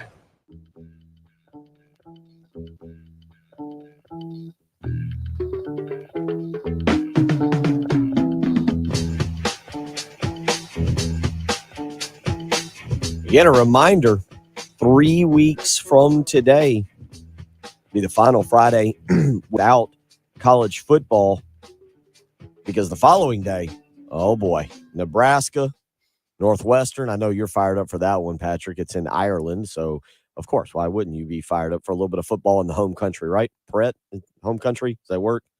I don't know. You're redheaded. You're pale. I kind of fit. Perret? My first name's Patrick. You just call him Patrick. That's true, Patrick. That's a good point. Perret's not an Irish name. Yeah, it's probably not. What is it? Like sort of French. It's like Perret, or said back Perret, different that's a back good in the point. day. That's from the New Orleans side of the family. I got you. Yeah, the Irish of New Orleans. I am familiar with those. Yeah. I don't know if I have much Irish. I have some Irish in me, I think, but my grandmother's full on English. So the opening weekend there, Austin Peay at Western Kentucky, noon. Idaho State at UNLV. That's a thriller. UConn at Utah State. Wyoming is at the Fighting Brett Bielema's. Illinois opening on week 0, I guess, much to the chagrin of Chris Deering. Illinois last year opened on week 0 against Nebraska. Duquesne and Florida State. All right. At least you get to see the Mike Norvell era continue. Charlotte at Florida Atlantic. Little preview there of the 49ers who come to Columbia later on. Florida A&M at North Carolina. So you get to see I think it's I haven't looked at North Carolina. I don't think it's started camp yet. I think they start today or this weekend. Drake May expected to take over for Sam Howell. up there. Drake May's brother, Luke May, was the big-time basketball stud. North Carolina's interesting, Patrick. We haven't gone into a whole bunch of other teams, but North Carolina, Mac Brown, they were the darling. They were a top, 10? Were they inside the top 10 or were they top 15 last year? Lost the season opener. I don't know. They were very high. They lost the season opener to Virginia Tech and never recovered. And obviously, South Carolina finished them off in Charlotte. It's not a big year. Mac Brown's not on the hot seat, but North Carolina did lose a lot of momentum last year with the way that season went. And then you lose Sam Howell off to the NFL. Yeah, and I mean, they do have a quarterback battle as far as I know. Jacoby Criswell, who just pulling up his 24/7 sports profile right now, 6 foot, 232, dual threat quarterback. Guy's a tank. Don't know anything about him, but 6 foot, 232 is a big boy. So yeah, I mean, I guess we'll see how camp goes between those two guys. I don't know really much about. I haven't seen much of Drake May. I know he played a 7-on-7 with one of my buddy's little brothers and said that he was pretty good, but he was committed to Alabama at first, right? Mm-hmm. I feel like that just by itself brought a lot of attention to him and just automatically raises expectations for any quarterback recruit. So you've got that taking place there, and certainly again North Carolina, again Florida A&M, they should win that game. North Texas and UTEP, Vanderbilt and Hawaii will be your final game of the August 26th slate to start it. But I tell you what, we'll really get you going. The August 27th slate. We'll really get you going on August 26th. It's the 107.5 The Game golf tournament. You can tee it up with us. We'll be celebrating our 15th anniversary. Again, this will be Friday, August 26th at Charwood. $100 per player, $400 per team. Breakfast provided.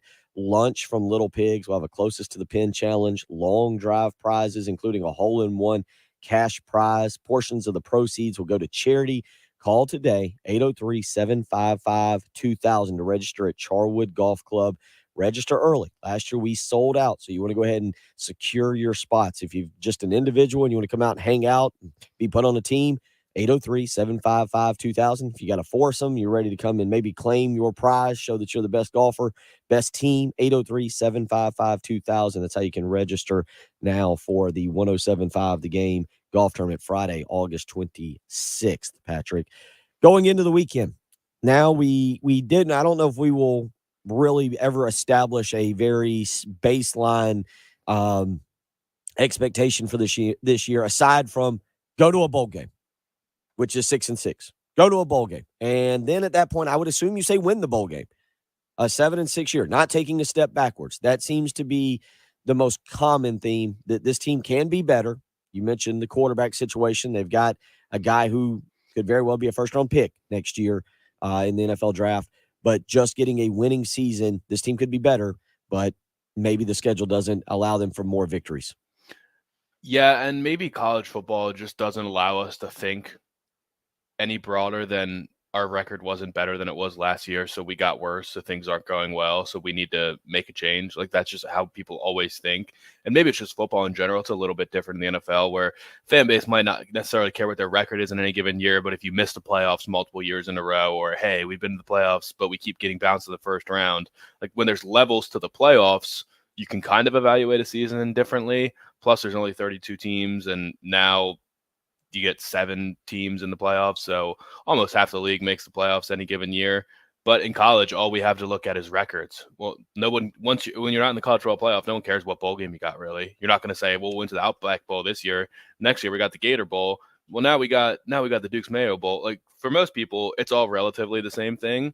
The bowl game's just fun, but you can't make your brain think any differently than, well, we were 7-6 last year. Well, now we need to go 8-4 in the regular season, and we need to have a chance to go 9-4 with a bowl game. Like, you can't just always base it that way, because there's so many moving parts, and the schedule might be harder this year than it was last year. We don't know yet. Right now, win a family 4-pack of tickets to the Columbia Fireflies versus the Charleston River Dogs Sunday night. 5:05 p.m. is first pitch time. Sunday, fun day. You can go out and join the Columbia Fireflies. Caller number 5 is who we'll take. 803-404-6100. 803-404-6100. Caller number 5 can win a family 4-pack of tickets to the Columbia Fireflies versus the Charleston River Dogs Sunday, August the 7th. 5:05 p.m. is how you can weigh in. If you want to win a family 4-pack of tickets, 803-404-6100. We'll take caller number 5 right now here to give you a Sunday Fun Day family 4-pack of tickets to the Fireflies. Patrick, this is it. Saturday, Sunday. No football next week. I know it's preseason, but next week starts the long run to the Super Bowl of football each and every weekend. What is the main thing for you to do this weekend with no football? This is the weekend where I eat light. Maybe eat some salads and veggies because it's going to be brutal after that. It's going to be pizza and wings every weekend for the rest of the year. Pizza and wings every week. And Patrick's also said that it's the weekend to get caught up on Yellowstone. He's working there. Yeah. Yellowstone and veggies for pizza for Patrick. I'm out next week. I'm off to Key West. I'm taking a vacation with the kids. I'm like, what about Bob? I need a vacation. I'm getting out of town. Hopefully I come back in one piece. Patrick and Jen have got you next week. Y'all have a great weekend. Thank you for being a part of the program. We'll talk to you. Take care.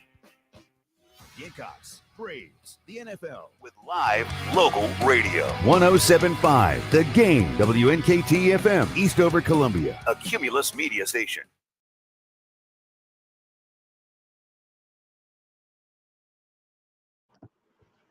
All right. Yep. Have a great weekend.